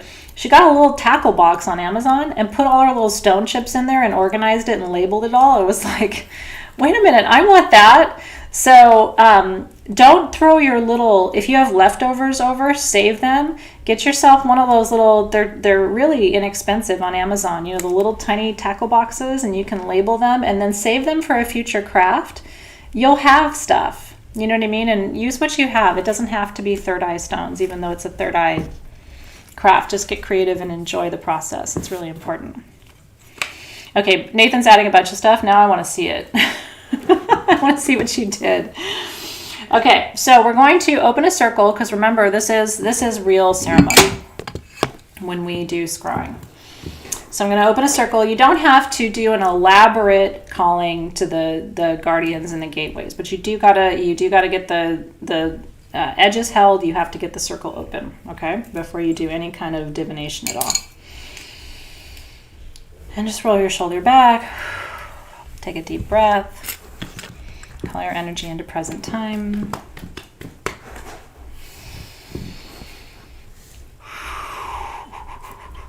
So we want to begin by calling in the guides and the guardians of the East. Somebody asked a great question in Soul Shift, by the way. Why I sometimes call in the 4 directional guardians and why I sometimes call in the 7 directional guardians. There's 2 planes, so let me explain this really quick. There is the horizontal plane, the earthly plane, north, south, east, and west. Then there's the vertical plane, okay, which is the angelic realm, earth, and then the lower realm beneath your feet, where the crystals and the ancestral bones reside, and then above you are the angels and the dimensions above the 4th dimension, 5th dimension. There's 2 dimensions. Most ceremonial work you're going to do and most divination work you're going to do, you really only need to call in the guides and guardians of the horizontal plane, the plane that we live on. When you're doing really big ceremony, high holidays, medicine work, plant medicine work, it's good to call in both gateways, because it's a more expanded holding of the container. So Susan said she was wondering about it. Sometimes for Soul Shift I do 7, and a lot of times I do 7 because I'm teaching you and I think it's good protocol. Here's the thing, it doesn't hurt to call in the 7. It's not like you're bothering them, it's not like they're busy or whatever, but you don't have to do it. It is an extra step, and when I'm working with muggles or I'm just doing something like this, because sometimes when you're working with muggles, they'll be like, what do you mean the angelic realms? What do you mean the bone kingdom? It's just like, you don't want to explain all that to them. So it's like east, south, west, and north, we good. But if you're doing ceremonial work with other people, and the middle world is that heart space, to your point, Nathan. It is that here and now moment. It is the community and the collective. And there is something really nice about acknowledging each other. That I'm doing this with you, do you know? So yeah, it's a great idea, actually. Say maybe Alexis and I can make a meme out of it. You know what I mean? Where we sort of like make a visual, have Gabriel or Perry on our graphic design team make a visual out of the 2 planes and kind of show you who lives there. Because like the tree people live in the north on the horizontal plane, but the bone people live in the lower world on the vertical plane. So it's like, do you know? So vertical is just angelic, here now, right? And then the lower world. Does that make sense? Okay, so we'll make Alexis, you and I will put our heads together. It'll give us a couple weeks to get it together, but we'll put that together so that you have a visual. Because I actually think it would really help a lot, and especially for people who might experience this in Soul Shift and then have a different experience of the calling of the guardians in a public ceremony. They might be like, I don't understand. Okay. Ooh, well, maybe we should make it into real art if you're going to frame it. Let's talk about it, Alexis. Let's see, because I think Gabriel could zhuzh that up and really make that awesome. Gabriel, we wouldn't have to tell him too much because he gets it. So let me see what we can do. Okay, so let's call in the guardians of the 4 for now, because we're not really doing full ceremony. We just want a nice tight container for the work that we're doing. So let's call in the Well, if you want an invocation, Carrie, actually, the best place to get an invocation is the Book of Blessings, because that has my original 4-directional invocation in it. I don't know if you knew that, but the Book of Blessings is all my original prayers and invocations from the early days of my magic. My publisher didn't want to publish it, and I forced it. But it's actually my favorite book of the 3 that I wrote with that publisher. So if you ever want my original invocation, it's in there. Okay. So to the guides and the guardians of the East, element of air, we welcome you in, helping us to see clearly tonight in our divination, to illuminate the visions, to help us to connect in fully with the energy of spaciousness, the breath of life and the breath of love. We welcome you in with gratitude. To the guides and the guardians of the South, we welcome you in for courage, for transformation, to be able to see what needs to be seen and to work with that wisdom and change in the ways we need to change. We welcome you in with gratitude. To the guides and the guardians of the West, we welcome you in for healing as we embrace these visions, learning what needs to be healed within and without. And then to the guides and the guardians of the North, we welcome you in with gratitude, calling in energies of patience, protection. And remember, in the North, too, it's also always about stability. This is where we rest. This is where we take a load off. This is where we feel connected to our past, to our ancestors, to their energy. The wisdom of the trees, the protection of the tree spirits as well. We welcome them in with gratitude. And with that, our circle is open. And that delineates what's welcome in and what's welcome out. So, how funny. I didn't know that. And Yoga Siza said that's how you found out about me. Isn't that crazy? Okay. Intention. Please set an intention for the work we're about to be doing. What is it that you want to know or see or understand? Do you have a question that's guiding your work with your scrying mirror today? What is it that you want to know or see or understand better as we do this work together today? My intention for this work is to see how to be of service to this planet at this time. And that's been my intention with all of my divination over the last couple of months. Obviously, I'm here now, so are you. We came here to do this work, right, in theory. So what is it that we need to see, know, or understand?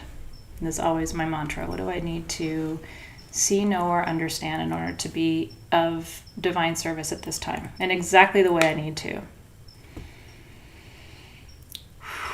Beautiful, Nathan. Yeah. Well, and I think that's probably why I asked that question, Janine, because I'm not attached to that. You know what I mean? If the guides were like, well, you need to do this, I would go and do this, whatever this is, rather than, you know what I mean, like something that maybe I want to influence. So that's a good way of thinking about it too.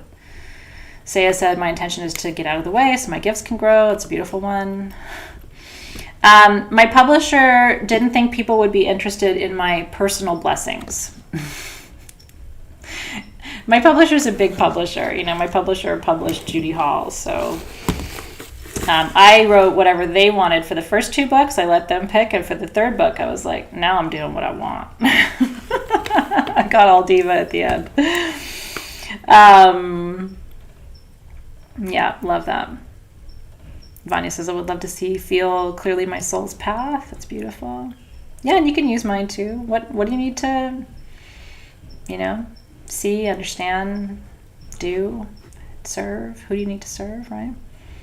It's true, Nathan. He said you can stare into a blank TV screen and do it. You start scrying, you're going to be scrying in everything. You're going to be scrying in your bathroom, your shower door. You're going to be like, Athena, what did you start? I'm scrying in my shower. And I'd be like, see, I told you it would happen to you. No, it's true. Book of Blessings was a better seller than Crystal Lore. So it shows her. I loved my publisher, actually. I have no complaints. I probably will work with a different publisher for these next couple of books, but I really did enjoy my experience with my publisher a lot. Okay. Now, the process. You ready? So here's what I do. I'm just going to teach you my process. I close my eyes. I say a centering prayer, whatever it is. Please, Great Spirit, show me what needs to be seen. And then I close my eyes and I bring the frame all the way to my third eye. Okay? And I try to make contact between whatever it is I'm scrying into and my actual screen. And just connect in. And this can take 30 seconds up to a minute, okay? But this is how you really drop in and start to have a deeper experience. And now I want you to gently pull the frame away, but keep your eyes closed. And if you feel like you're not in your meditation strong enough yet, just bring it back. Set the intention that this screen connects to your screen, right? And then start to pull the frame away. Keep your eyes closed for just a minute. And now ask your spirit guides first to show you on your inner screen anything that needs to be seen.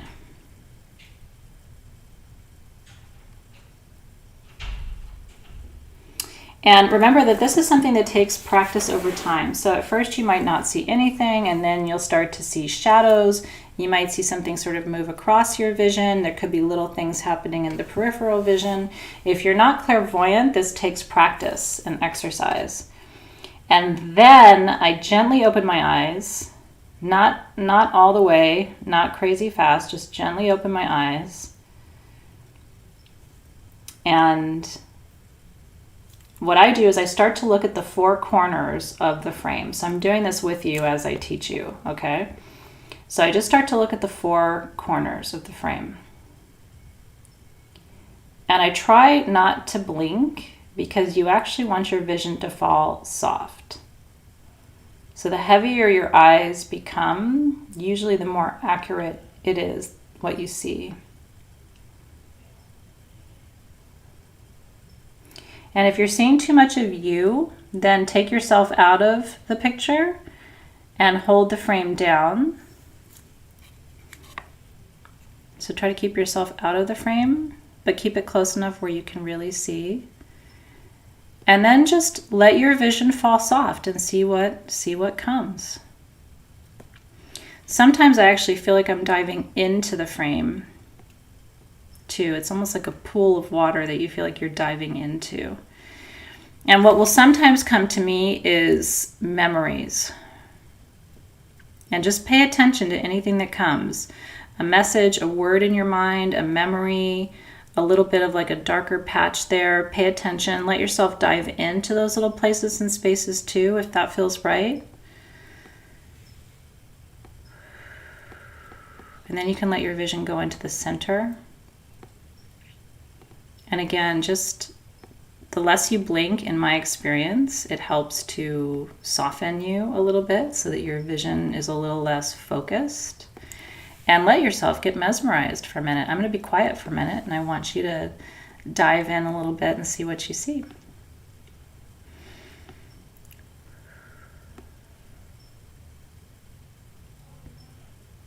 And like I said, I tend to focus in one small area now. Could be a corner, could be the center, wherever I'm focusing in about an area about that big.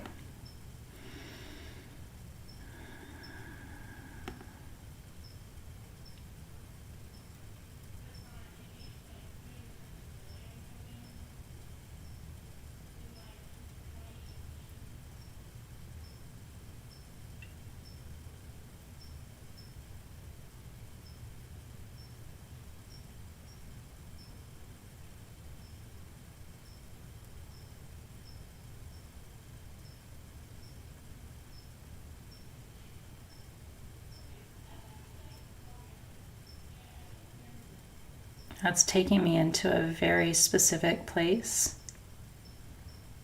I feel emotional all of a sudden.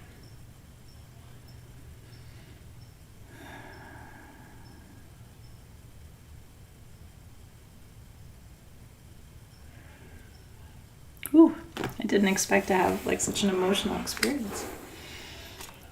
I'll take a break because I don't want to cry. Let me see what you guys are asking. Yeah, it's exactly. I mean, reading an aura or scrying is the same experience. It's about getting knees to fall soft so that this works. Does that make sense? So that's exactly right, Brittany James. And there's people who sell Blue Lotus on eBay, but I don't know if it's good.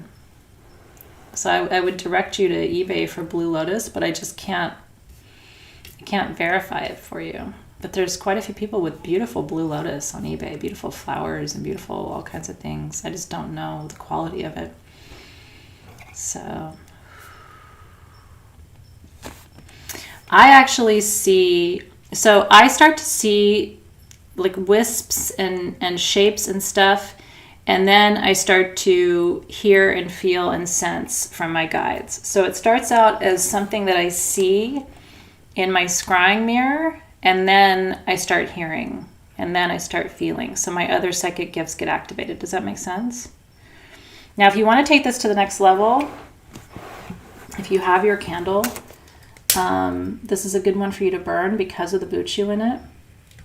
If you're going to burn your candle while you do your scrying, bring it closer to you so that you can actually, because it's made with the pure essential oils, so you actually want the release of the oils for the work that we're doing. And this is a candle you should keep and burn all the way past June and everything else. Every time you're doing a reading, every time you're doing any divination work, this is a hell of a third eye candle for you, so keep that close.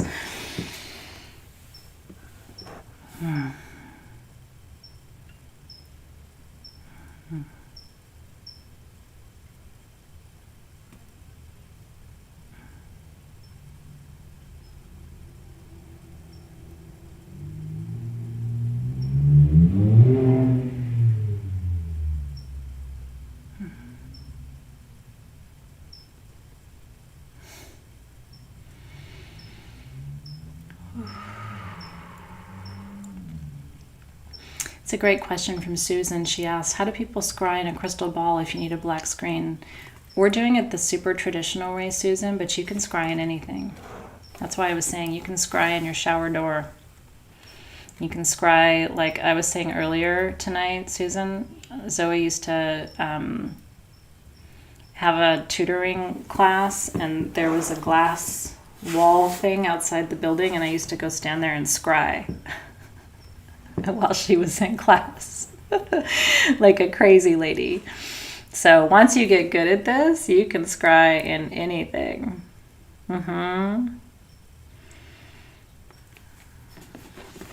You can certainly look in the reflection of a candle and scry, but I find that smooth, reflective surfaces, that's what I need. For me personally, I need a smooth, reflective surface.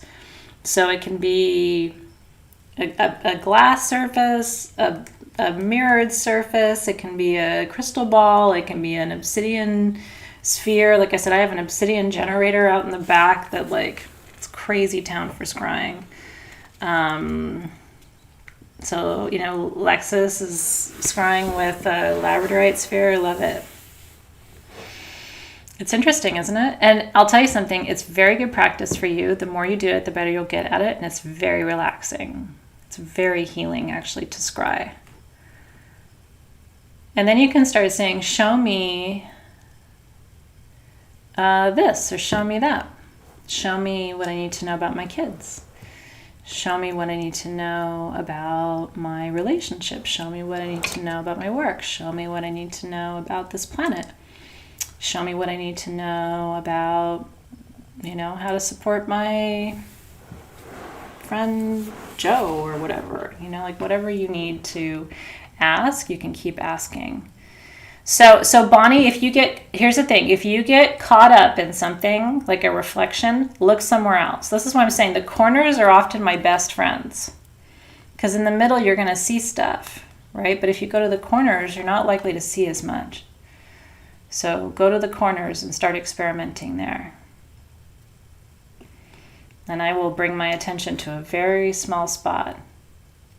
And sometimes I feel first, and then I start to notice things. Like I'll feel like right now I'm feeling this energy of compassion. It's like compassion, compassion, compassion, compassion. And then I look out, and then all of a sudden in the darkness, there's like an even darker spot that looks like a wave.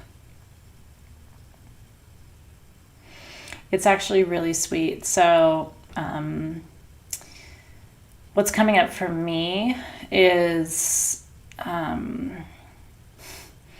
So we've had to cancel two vacations in the last 12 months because of COVID. And they were important to me, but they were even more important to Dave. And what I'm seeing is they're actually showing me this one kind of wave that used to form off the beach where we were supposed to go on vacation. And what keeps coming to me is that Dave really needed that time and that space and that energy. And so is there a way that I can help him feel what he would have felt during that vacation, even though we can't have it? You know what I mean? Is there a way for me to help him relax the way he would have, or feel as peaceful as he would have? Or I don't know, it's making me very emotional. So like that's the kind of stuff, like I would not have had that thought, probably wouldn't have crossed my mind. That's why I'm all emotional. All of a sudden I'm like, oh my God, I feel so bad. I know he's under stress and he didn't get to go, and it's like I don't know how to help him feel. I'm having a moment. But scrying is real, you know what I mean? Like, it's very real.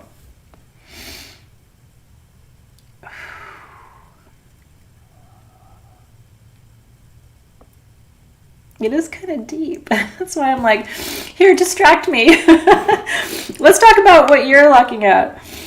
I didn't expect to have that kind of an experience tonight with it, but ooh. I don't know how to give that to him.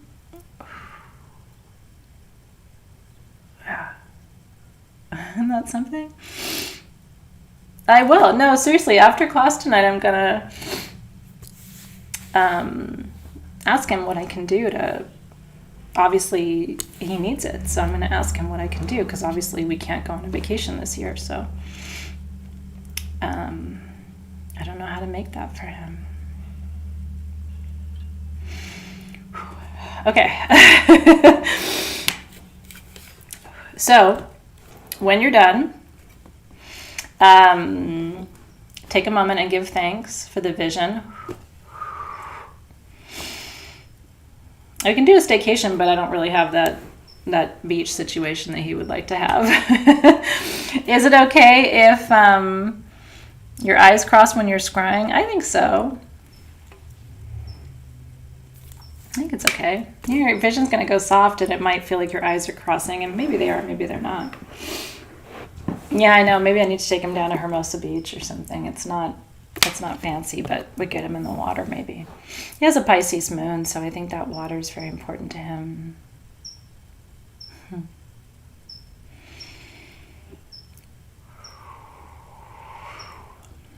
Big stuff. Well, thank you for letting me... I mean, honestly, here's the cool thing. Like, thank you for letting me do our journeys with you. Thank you for letting me do our crafting with you. Thank you for letting me, like, talk to you about my life. I could do this and be all sterile and just teach you and not journey with you and not vision with you and not talk about my own life with you. But it is kind of nice to take the class with you. Do you know what I mean? And it reminds me too of my own gifts and how real magic is, and it allows me to continue to hone my gifts too. So it's really special. So thank you for letting me do that too. I appreciate it. Okay, so give thanks, and then if you wanted to keep going for an hour, you could. but we're just doing a short version of this for tonight. And then, like I said, you can always go back and watch the whole thing and continue and choose to extend your meditation. So what I would normally do is give thanks for the vision, take a moment to integrate, like figure out how I can work with what I saw. I would extinguish my candle. And another thing you can do too, remember, is you can incorporate your Angela Foe symbols onto your screen too. Any of the symbols that you feel connected to. So that's another way to work with the symbols, is to actually trace your Angela Foe over the screen, whichever one you want to invoke in the work that you're doing too. Thanks, you guys. So when we're done, then we release. And again, we just called in the 4, so we'll release the 4. So with gratitude, we release the guides and guardians of the North for their presence and their protection, for keeping us safe, for holding our hands and our feet as we did this beautiful exercise together. We release them with gratitude. And we release the guides and guardians of the West. Thank you for connecting us into that really deep emotional place, me in particular tonight. Even connecting me to the element of water, which I was not thinking about water today at all. So that was kind of a fun turn of events. And so we give thanks to the guides and the guardians of the West. And release them with gratitude. To the guides and guardians of the South, thank you for the courage and the transformation as we see what needs to be seen and take the necessary steps. We release them with gratitude. And to the guides and the guardians of the East, for the gift of spaciousness of thoughts, being able to move energy in the East, and for the gift of a new cycle, a new day, a new beginning, new visions. And we release them with gratitude. Woo! Yeah, so Scout, we do a new Angela Fos at the beginning of each month. So your next symbol will be July, and we'll do exactly what we did in June. Alexis is making those new, I think you saw it, but she's making like the new art that has like a big blown up, it's a PDF in your classroom, or a JPEG in your classroom, and actually showing you how to trace them too. So that'll be coming. We'll do our new symbol in July. I'm glad you're loving it too. Woo! Look at that. Oh, thank you, Hannah. How beautiful that is. Thank you, thank you, thank you. And Tori says, I pulled tarot cards in the morning for direction. Should I be opening a circle for this? No, I don't think so. I think you can pull a tarot card, run your pendulum. I don't think you have to open a circle for everything. But I think if you are, at least for me, card of the day, stone of the day, quick question on the pendulum, that's in, out. You're not raising a lot of energy. When you're crafting and actively spending 15, 20 minutes or half an hour in a serious divination session, that's when I think you have to open a circle. But what I would say is it doesn't take that long to open a circle, so just do it. And if you want to just always be safe and secure, just quickly around. You know what I mean? Wham bam. Even if you don't physically call all the guardians, even just opening the circle that way or tracing it on the carpet all the way around you, just make sure you have continuous contact all the way around, is perfect to do too. Like if you have a little selenite stick that you keep with your tarot cards, like a little baby one, just better safe than sorry. Oh, you guys are the best. Okay. Now, I want to spend just a few minutes, 5-10 minutes, talking about ethics. And then if we want to continue this conversation, this is another one that we can continue too. This won't be the last time we talk about this. This is the first time we're talking about it in this way. It won't be the last time. Can you open a circle with your finger? In a pinch, you can. Sure. I mean, our ancestors didn't have tools. So, you can do it. Yeah, I'm glad you didn't miss it either. Okay, so let's talk about that for just a minute. Let me make sure I've covered everything I wanted to cover with you guys tonight too. You know, I always have my notes. light language is the one thing we didn't get to tonight. Can we do light language next month? I want to teach you about Lady Nada, who's a dimensional guardian. Some people call her an ascended master. Lady Nada is the figure, the mythological figure, to whom light language was given as a domain by Thoth. She was an Atlantean priestess, and we haven't talked about Lady Nada before, but I think it might be time. Shall we next time? Yeah, you open clockwise and close counterclockwise. Lady Nada next month. Okay.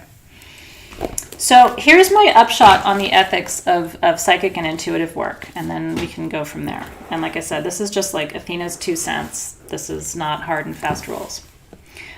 First of all, you should always have someone's, it's N-A-D-A, by the way. Nada in Spanish. That's right, Casey, there's a Lady Nada card in there. So nada for Vanya means hope. In Spanish, it means nothing, which is interesting too, right? Not Lady Gaga, Lady Nada. I love you, Dawn Marie. Okay. Number 1 with ethics of intuitive work. Always ask permission. You should not read for anyone, send energy to anyone without their permission.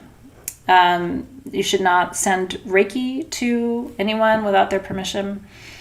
This is an important rule because there has to be an exchange, and permission is an exchange. If you ask me if you can read for me and I say yes, we have exchanged energy.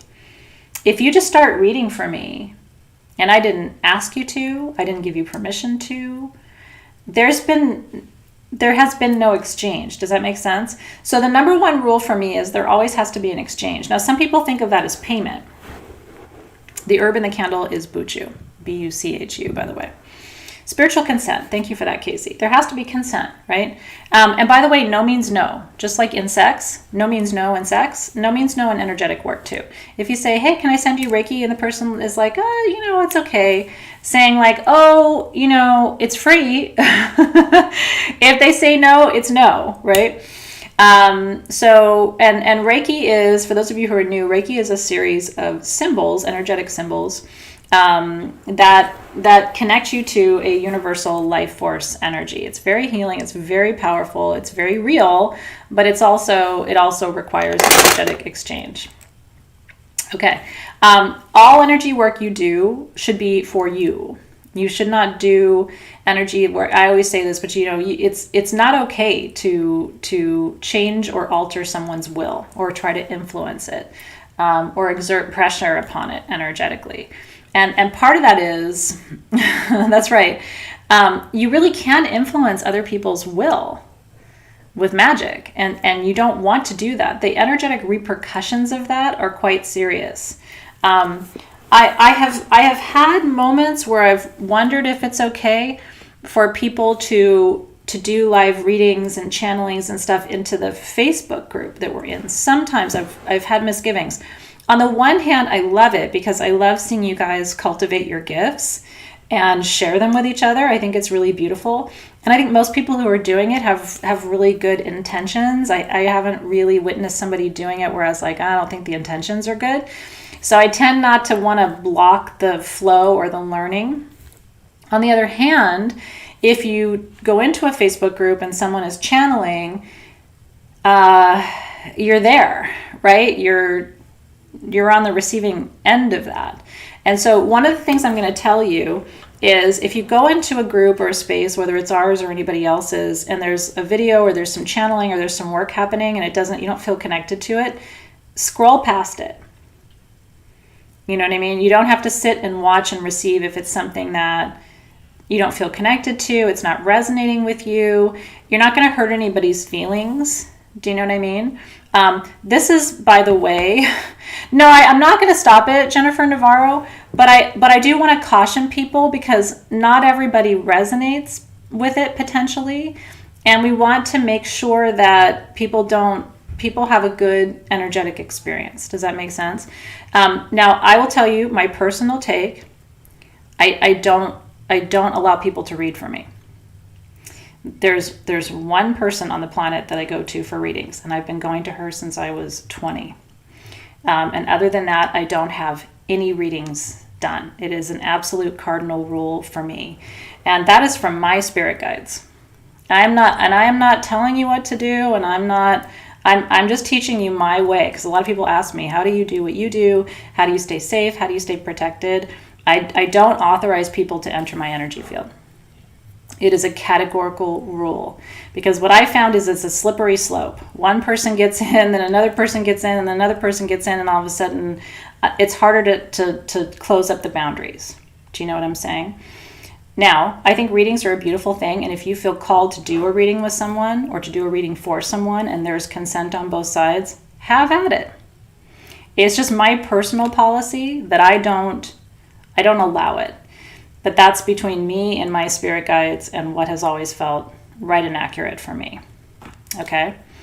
How do you tell if hearing light language is good or bad? It's just your instincts. It's your gut. This is where you have to trust your gut.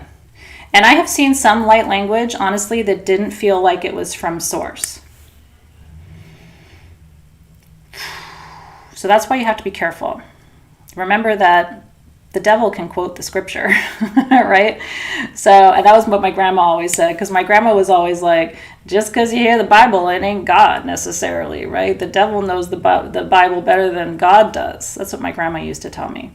I have heard some light language that did not feel like it was from source. When I've heard that, I just shut it off and move on and smudge, and it's fine. Do you know what I mean? What I worry about, and I worry about it less in our soul shift community. Yeah, I'm really not speaking to you guys here. I'm giving you general rules for like engaging Facebook, where almost every Facebook group you go into, there's 100 different people doing live readings. This is why we don't allow it in Full Moon Ritualists. Can you imagine? I mean, 100,000 people and every other one of them giving live readings. Holy smokes, right? So this is why we've drawn a line there. In our group, we don't want to draw that line, because I think you guys are building your skills and sharing your gifts with people. And I think it really comes from a sweet, beautiful place in Soul Shift. But I'm teaching you more generally about protocol. If you don't want someone to read for you, don't let them read for you. And you don't have to apologize and say, I'm sorry, I don't want that. I'm a very kind person, but when somebody asks if they can read for me, the answer is just a very gentle, no, I'm sorry, but I don't allow other people to read for me. And nobody's ever taken it personally. It's just like, oh, okay, you know what I mean? And it's just they move on their way. Or, oh, can I send you Reiki? Most of the time I say no. Just because I don't know who attuned them. I don't know what their intention is for, you know what I mean? Like, and I don't want to get into all of that. So it's just always like, you know what? I appreciate that so much, but no, thank you. Right? You're not being an unkind person if you say no and have boundaries. Boundaries don't make you unkind. Boundaries make you safe. So that's why I'm putting that out there. Does that make sense? Do you guys have any questions so far? Hopefully what I'm telling you is like already common sense to you, but I just want to make you aware that these are rights that you have when it comes to your energy field. So part of your sovereignty is, I'm good. Thank you so much for the offer, but I'm good. Thank you. I actually had somebody come up to me once at a gem show. He was this wandering, that's why I'm not talking about Soul Shift, I'm talking about people in general. I was at this gem show in San Francisco. I may have told you this story years ago. He came up to me and said, he was like a very strange person, and he was like looking in my eyes, and he was like, I'm going to read for you now. And then he stopped, and he looked at me, and he goes, I'm not allowed to read for you. And I was like, no, you're not. And he was like, wow, you have a team around you. And I was like, I do. Because as soon as he made eye contact with me, he was like, I'm not allowed to read for you. It was almost like watching a toy lose its batteries, right? Yeah, so I thought that was interesting. When will I be able to rattle again? I don't know if I understand your question, Tiffany. Let me know. Getting your birth chart analyzed is still letting somebody into your field. Just do it with discretion. You know what I mean? Do it with discretion. Do your homework. Make sure the person who's reading for you is well trained. Ask them about their process and their protocol, right? I mean, when you have people in Soul Shift reading for you, they're here, right? They know how to call the corners. They know how to ask for the higher guidance of their spirit council. Like, people here have got some pretty solid... oh, you want me to rattle for you? I don't know. Maybe tomorrow a little bit? You let me know. Yeah, Teresa said she's got big radar for the energy drains. So just, yeah, Reiki. Reiki is Reiki. Reiki. And anytime you need me to say something again, just let me know. I know I talk really fast, but I'm happy to slow down. I wish I knew. I almost learned ASL, and I didn't. And it's one of the biggest regrets of my life, because then I'd be able to sit here and sign for you. I actually thought about going back and learning it during the quarantine, and there just isn't enough time. But yeah, Reiki. Reiki does no harm, but humans do harm. I'm just, like I said, you're going to find in your relationship with me that I am very, very, very cautious. I trust systems. I trust spirit. I don't always trust humans. Humans are human, and humans often have multiple layers or levels of consciousness that they're working through. And humans don't always know who they serve. And if you don't know who you serve, then those forces decide what you serve. That's why you got to lay a line in the sand, right? So a tarot reader, what would you say about reading for others as a tarot reader? It's a great question. Make sure you have their permission. Work with your spirit guides. Call in the directions, right? Open a circle. If you're going to do a full reading for somebody, no matter whether it's tarot or whether you're going to scry for them or you're going to cast runes for them or you're going to just channel for them, open a circle, right? Just do it. I always open a circle before we start our readings, and I close it afterward. I don't do it when I'm live with you. I trace a circle around where I sit with my selenite wand, and I untrace it when we're done. Every time. Yeah, Usui. Usui Reiki is how you pronounce it. Use your rattle, smudge, right? Humans are tricky, that's right. And here's the thing. Again, a lot of times people's intentions are good. I'm not saying all people are bad. I'm not saying all spirit work is bad. A human can have a good intention, but not a tight container. And so energies can get through. Does that make sense? So even if the system is good, the human is good, the intention is good, if the container isn't good. Do you know what I mean? So you got to trust that you've got a person who's accurate, the intention is aligned, the process and the methodology is sound, and the container's tight. If you can't count on those four things, and I'm telling you, and it's got to be a conscious thing. You can't just have somebody go, oh, the container feels good, and I'm good, and the methodology's good, and the energy's good, and oh, the guardians of the directions are already here and stuff. I would just be like, we're good. I'm all right. Because what I have always learned and experienced is I still have to open the circle. I still have to do the thing. I still have to smudge. I mean, energy is dynamic and it's constantly renewing. It isn't a one and done. It's not like I smudged in 1995 and now I don't have to smudge anymore. Do you know what I mean? So just make sure that those four things are in place. That the person is trained, that their protocol is sound, that they are aligned with a similar energy stream that you are, and that the container's tight. Okay? And you have every right to ask what their process is, how they're preparing for your session, whether you should smudge. And what I do, if I'm working with someone and I don't know them very well, like I think about, like I hired a new massage therapist a couple of years ago.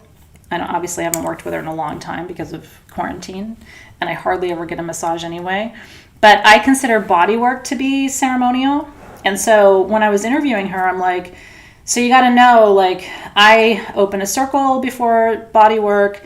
I smudge. Do you have, a practice? How do you clear your energy? You're going to be coming into my home. You know what I mean? Like, and I figured if she didn't have answers to those questions, probably wasn't the right person for me to be working with anyway. And then she was like, oh no, Athena, I bring all my own crystals. I set up a grid. If I have your permission to set up a grid in the room before we do work together. I smudge. I always take a salt bath before I begin. You know what I mean? And so immediately I was like, oh, okay. If she had said like, I don't know what you're talking about, I would have been like, well, right? So pan protection is something that my spirit guides taught me. And so when I teach you about it, it's not anything you're going to find in a book. Pan protection, remember pan in Greek means all, right? Universal. And so pan protection is something that my spirit guides taught me, that you can call upon your spirit guides for pan protection, meaning that they will protect you at all times against all forces, seen and unseen, that aren't in service to your highest good. And so it's kind of like you don't have to constantly check on it.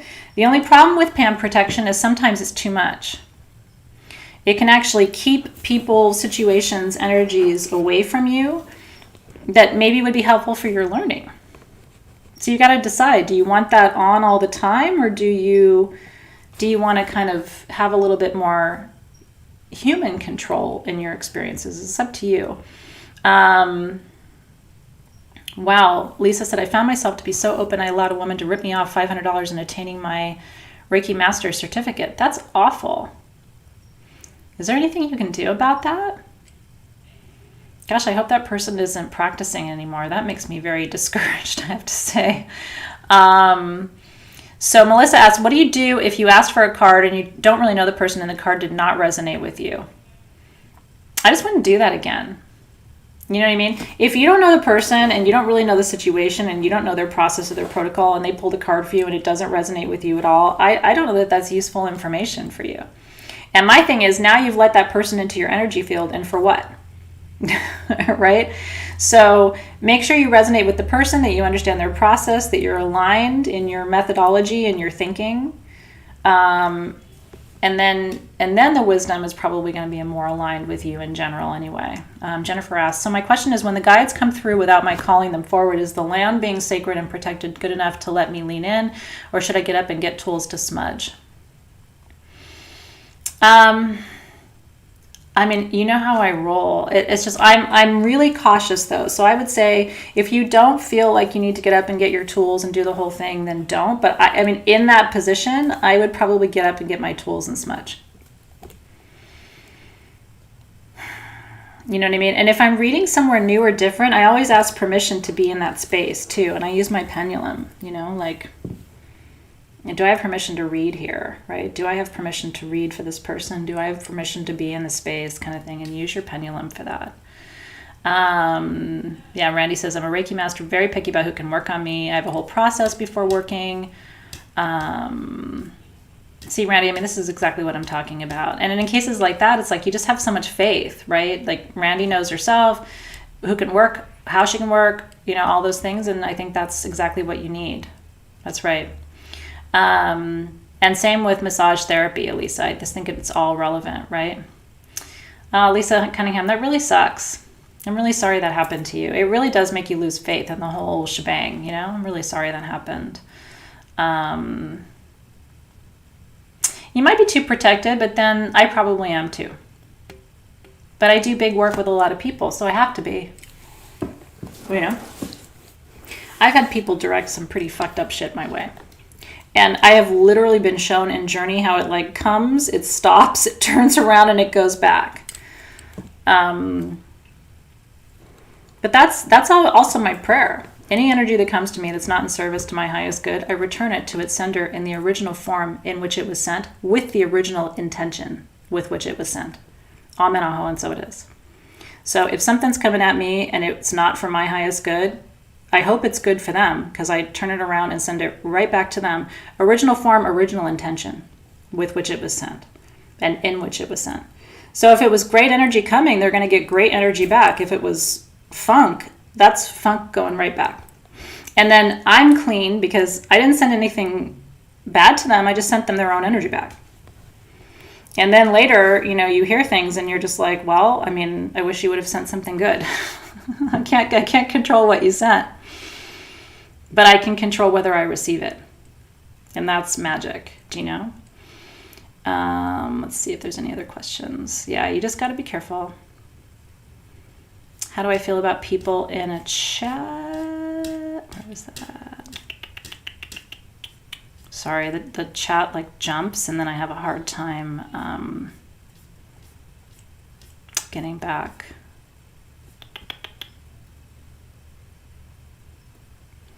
Yeah, and I could teach you pan protection. You don't have to use it. Showing a picture of a spirit that does not feel good. Yeah, just look away. I mean, I'll tell you something, and maybe you know this.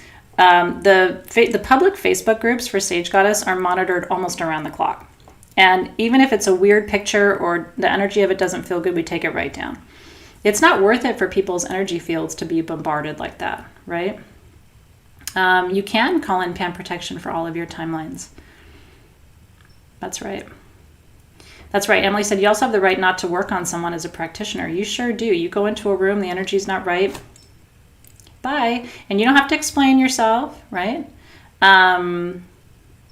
You don't have to explain yourself. You don't have to apologize. It's just the energy doesn't feel right. How can you shield yourself? So one of the things that's really good to do is to imagine that bubble of light. We've talked about this a lot. And imagine putting mirrors all the way around it so that when energy comes to you, it just retreats. It's like the energy gets mirrored back. And that's an automatic. And again, there's no karmic repercussions of that because you're not deciding what goes back to the person. It's just their energy. If you can't ever send negative energy to someone. I'm sure you know this. So I'll leave you with this. And then again, if you guys were really into this, can you give me some feedback? It's hard for me to tell whether everybody's into it or only some people are into it. And I don't want to keep you too late talking about it if it's not really resonating. So maybe we could get some feedback in the group. And then if you guys want to have like part 2 of this conversation, we can schedule it. But what I want to say about that piece of it is I want to leave you with this. And I know this is hard. I know what I'm about to tell you is going to be the hardest piece of advice you'll ever follow. And I'm going to tell you, I'm going to be honest with you, it has been really hard for me to follow. I had a teacher tell me once, a long time ago, this was probably, I was in my mid to late 20s, so this is 20 years ago. Is I've had quite a few teachers over those years. Some of them I've worked with for a year or two. Some, like the one who reads for me and teaches me, I've been working with her since I was 18. She looked at me and she said, and she was talking about me in particular at the time, but I think this is true of anybody. She told me, she's like, you have to be very careful, Athena, that you do not ever direct negative energy at anyone with intention. Because she said, you can really harm. And at the time she said she was talking about me in particular, she's like, your energy is very strong. And if you were to seriously have a negative intention towards someone and willfully direct it at them, you could really cause them harm. And she said, the challenge with that is it will immediately come back to you in some form. And it will come back to you later again in other forms. And so she said, and I remember listening to her and just thinking to myself, this is true. I don't know that it's that much more of an issue for me than it is for you. Do you know what I mean? I think you have to be very careful, even sitting in traffic, even if somebody's done you wrong, even if karmically, if there's only one thing you ever learn from me, the minute you start to think that you want to cause that or create that or get other people to cause it or create it, it is the most devastating thing you can ever do to your life. And what people don't realize is it can take 5 years, 10 years, 30 years to come back. And by the time it comes back, you might not even recognize it. You might just be like, well, why is this happening to me? And it's like, because 15 years ago, you consciously directed that at someone or something. I will tell you, no matter how upset I get, there is never a moment that I ever consciously wish any harm or any negative energy upon anyone. I'm so careful. If my mind even starts to go to like, I can't believe she did that or anything like that, I immediately unwind it. Because all that's going to do is I might as well just be causing my own harm. It might hurt that person for a minute or a day, and it might make you feel better to see that person, hurt because they hurt you. But man, that will whip back around at you in a way that I can't even describe. So please take my word for it. This even goes for, even stuff on Facebook. You know what I mean? Saying things, doing things, hurting people. It will come back in a way, and you watch it unfold, right? I'm sure you've seen examples of this, but it's like, take a breath, walk away, take a minute, you know what I mean? Take 2 minutes, take 100 minutes, take a week, go live somewhere else. You know what I mean? Like whatever you have to do. And I hope I don't sound like a Pollyanna when I say that to you, but I really do believe that every single thing you do comes back to you. And there are other ways to handle your anger. There are other ways to handle your frustration. There's other ways to handle your resentment. But no one has the right to cause or inflict intentional harm upon another soul. It's interesting. My first ayahuasca journey, and I'll leave you with this because I know we're way over time. My first ayahuasca journey, I was kind of shown what this looks like. And I was shown how much people outside of us are really just us. They just have a different bodysuit on. You know what I mean? It's a hall of mirrors. You're looking at me. I have a different bodysuit on, but I'm just you. So if you start to feel like you have all these feelings about me, you got to stop and realize if I ripped this bodysuit off, I'm just you looking back at you. And then you start going, oh, I'm just mad at myself. I'm just frustrated, because all we are is like mirrors back to each other, teaching each other things, right? That's what this whole human experiment is about. So how do you wind it back? Well, I'm talking about not even doing it, but you wind back your emotions. You check yourself. You stop and you say, you take a breath. You know what I mean? Anger is never the right response, first of all, in any conversation. It doesn't accomplish anything. It disrupts your immune system. It disrupts your hormonal systems, your endocrine system. Anger does. It is never the right answer. So you have to stop, check yourself before you wreck yourself, and redirect. Go for a walk, go exercise, go scream into a pillow, go do what you got to do, but work that energy some other way. There's other ways to work that energy through other than directing it at someone, right? It's a hall of mirrors.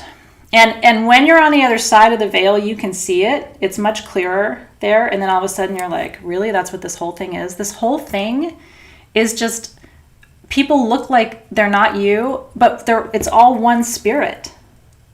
You're part of it. I'm part of it. My neighbors are part of it. My kids are part of it. We're all just little bits and pieces torn off from this one big spirit. So if we could see each other that way, then we wouldn't behave that way. But we forget that. And we let these like petty things that happen when people upset us, or their political views are different from ours, or their whatever, and then we get all wound up and we forget. And so you have to stop until you can remember, right? If it's already done from years ago, then that's the blue room. And look, I have in my past, I have hurt people. I've been shitty. I've said mean things.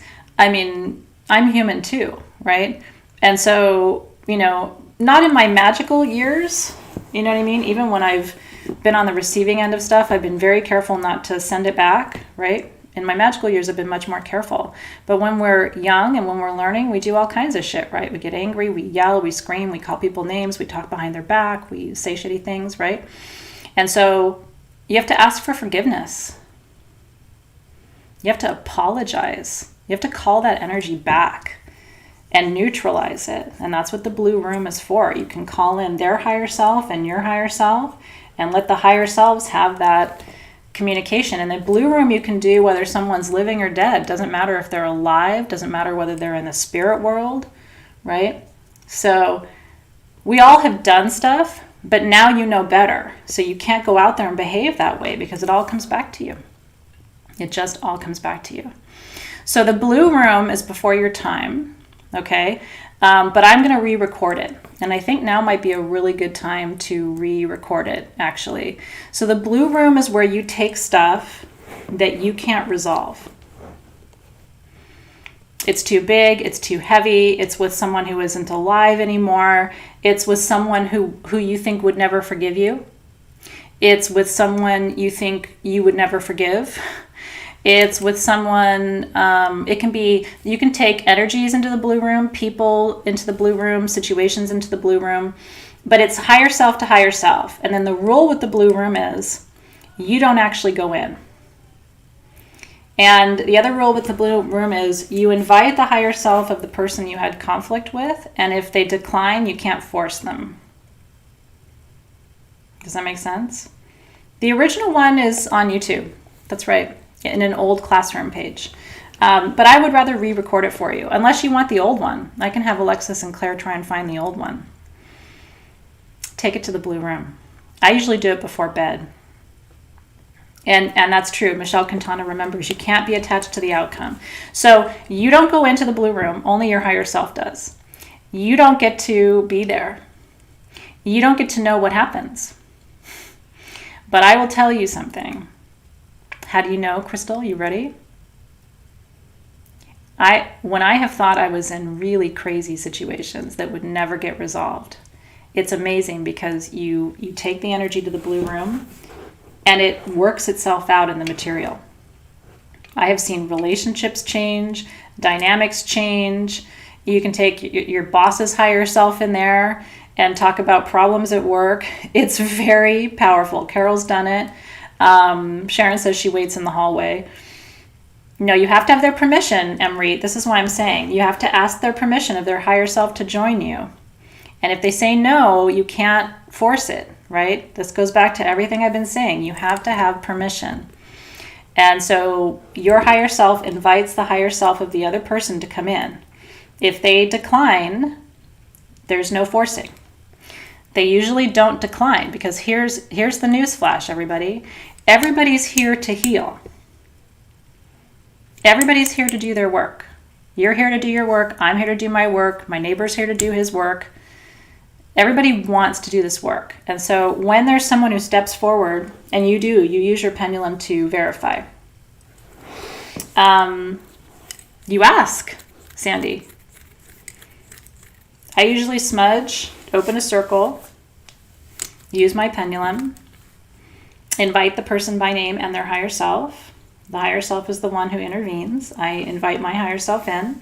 I ask if I have permission from the other side, right? Watch and see. And then you let them have the conversation on whatever terms it needs to happen, in whatever way it needs to happen, through whatever language it needs to transpire, and you release attachment to the outcome. You just ask for the highest good for all parties to unfold. But the benefit for you is you have requested the healing. You have said, I'm sorry. I want to create a space for forgiveness. I want to heal this relationship. I want to improve my job. I want to get along better with my neighbors. I keep bringing up my neighbor, and I love my neighbor. I don't know why I'm mentioning him tonight. I have an amazing neighbor, but I want to heal. I want to get better. I want to say I'm sorry to you. I want to, improve the way we communicate with each other. I want to move past this. I'm going to be doing the blue room with my 12-year-old higher self and the other kid who, bullied me, right? I haven't done it yet. I'm going to be doing it. So we will do that. And so there's no karmic consequences because you're asking permission and you're staying out of it. If you were in there trying to move the pieces, then you'd have karmic consequences. All you're doing is let the highest good unfold. Amen, aho, and so it is. Have a party, right? And you let it be. Yeah. So Alexis is working on that. She's going to schedule it because I recorded the last one a long time ago. I've done a lot of work since then. I kind of want a chance to do a 3.0. Can you bring COVID into the blue room? That's a really interesting question. Does it have a higher self? It's interesting, isn't it? Yeah, I think it was 2016 or 2017. Oh, thank you, Lisa, for that. So yeah, so if you guys have the link to the old one, if there's a public one, will you share it in our Soul Shift group? Would really appreciate it. And then I will work on a redo for you. It's real good. And there's no karmic consequences. It's like a great dessert with no calories. But the only shit of it is you got to stay out of it. You can't be prying and going, so what happened? You can tell me. Just tell me a little bit. Did it go? How did it go? You got to stay out of it and let it just be. It's good stuff. All right. So with that,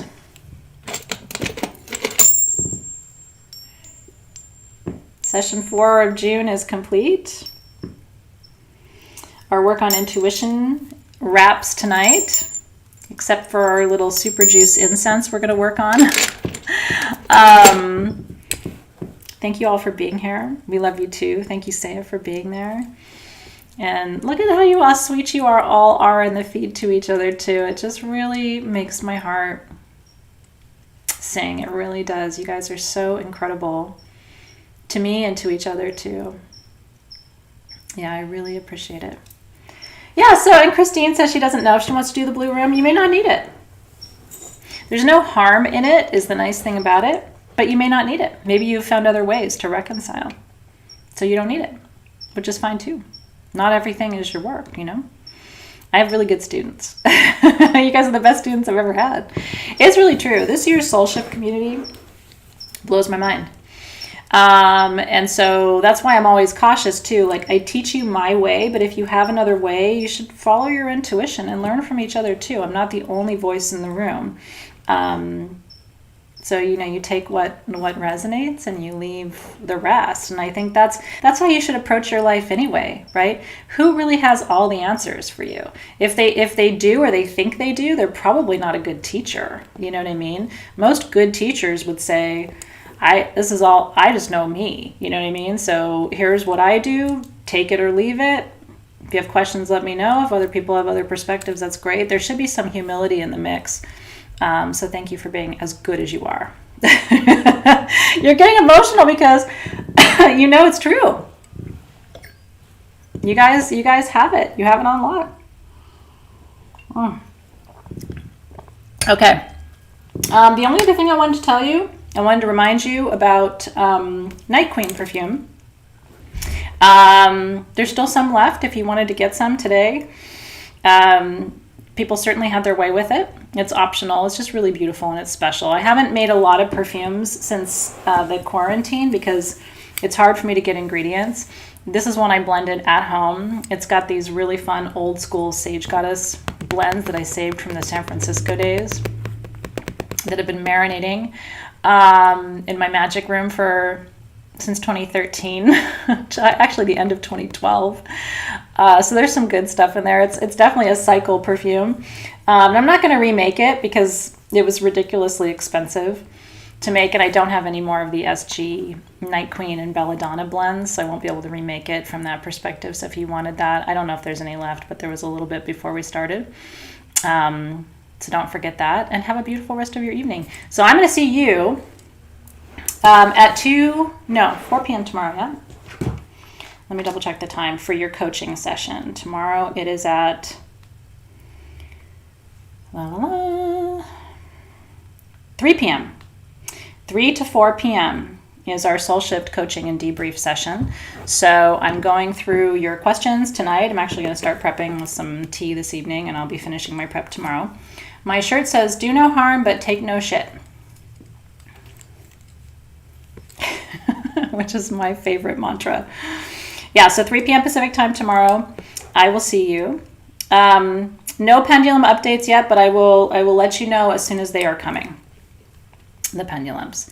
I will give you at least a few hours heads up before they're coming to the website. We're still figuring out our listings for this weekend, so as soon as I know the exact date and time, I will let you know when that will be ready. I got this on Etsy, so enjoy. I love supporting Etsy folks, especially right now. I buy most of my little tank tops and stuff from Etsy, and it's just kind of a nice thing. So if you happen to buy clothing, and you should buy it on Etsy, I think.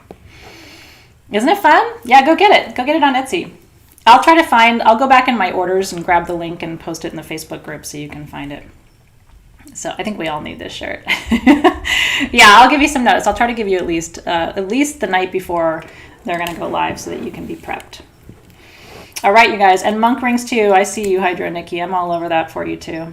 Thanks, you guys. You're amazing humans too. I'm very grateful, really, and honored to be in your company. It's good stuff. All right, you guys, have a great evening. I'll see you tomorrow for our coaching at 3 p.m.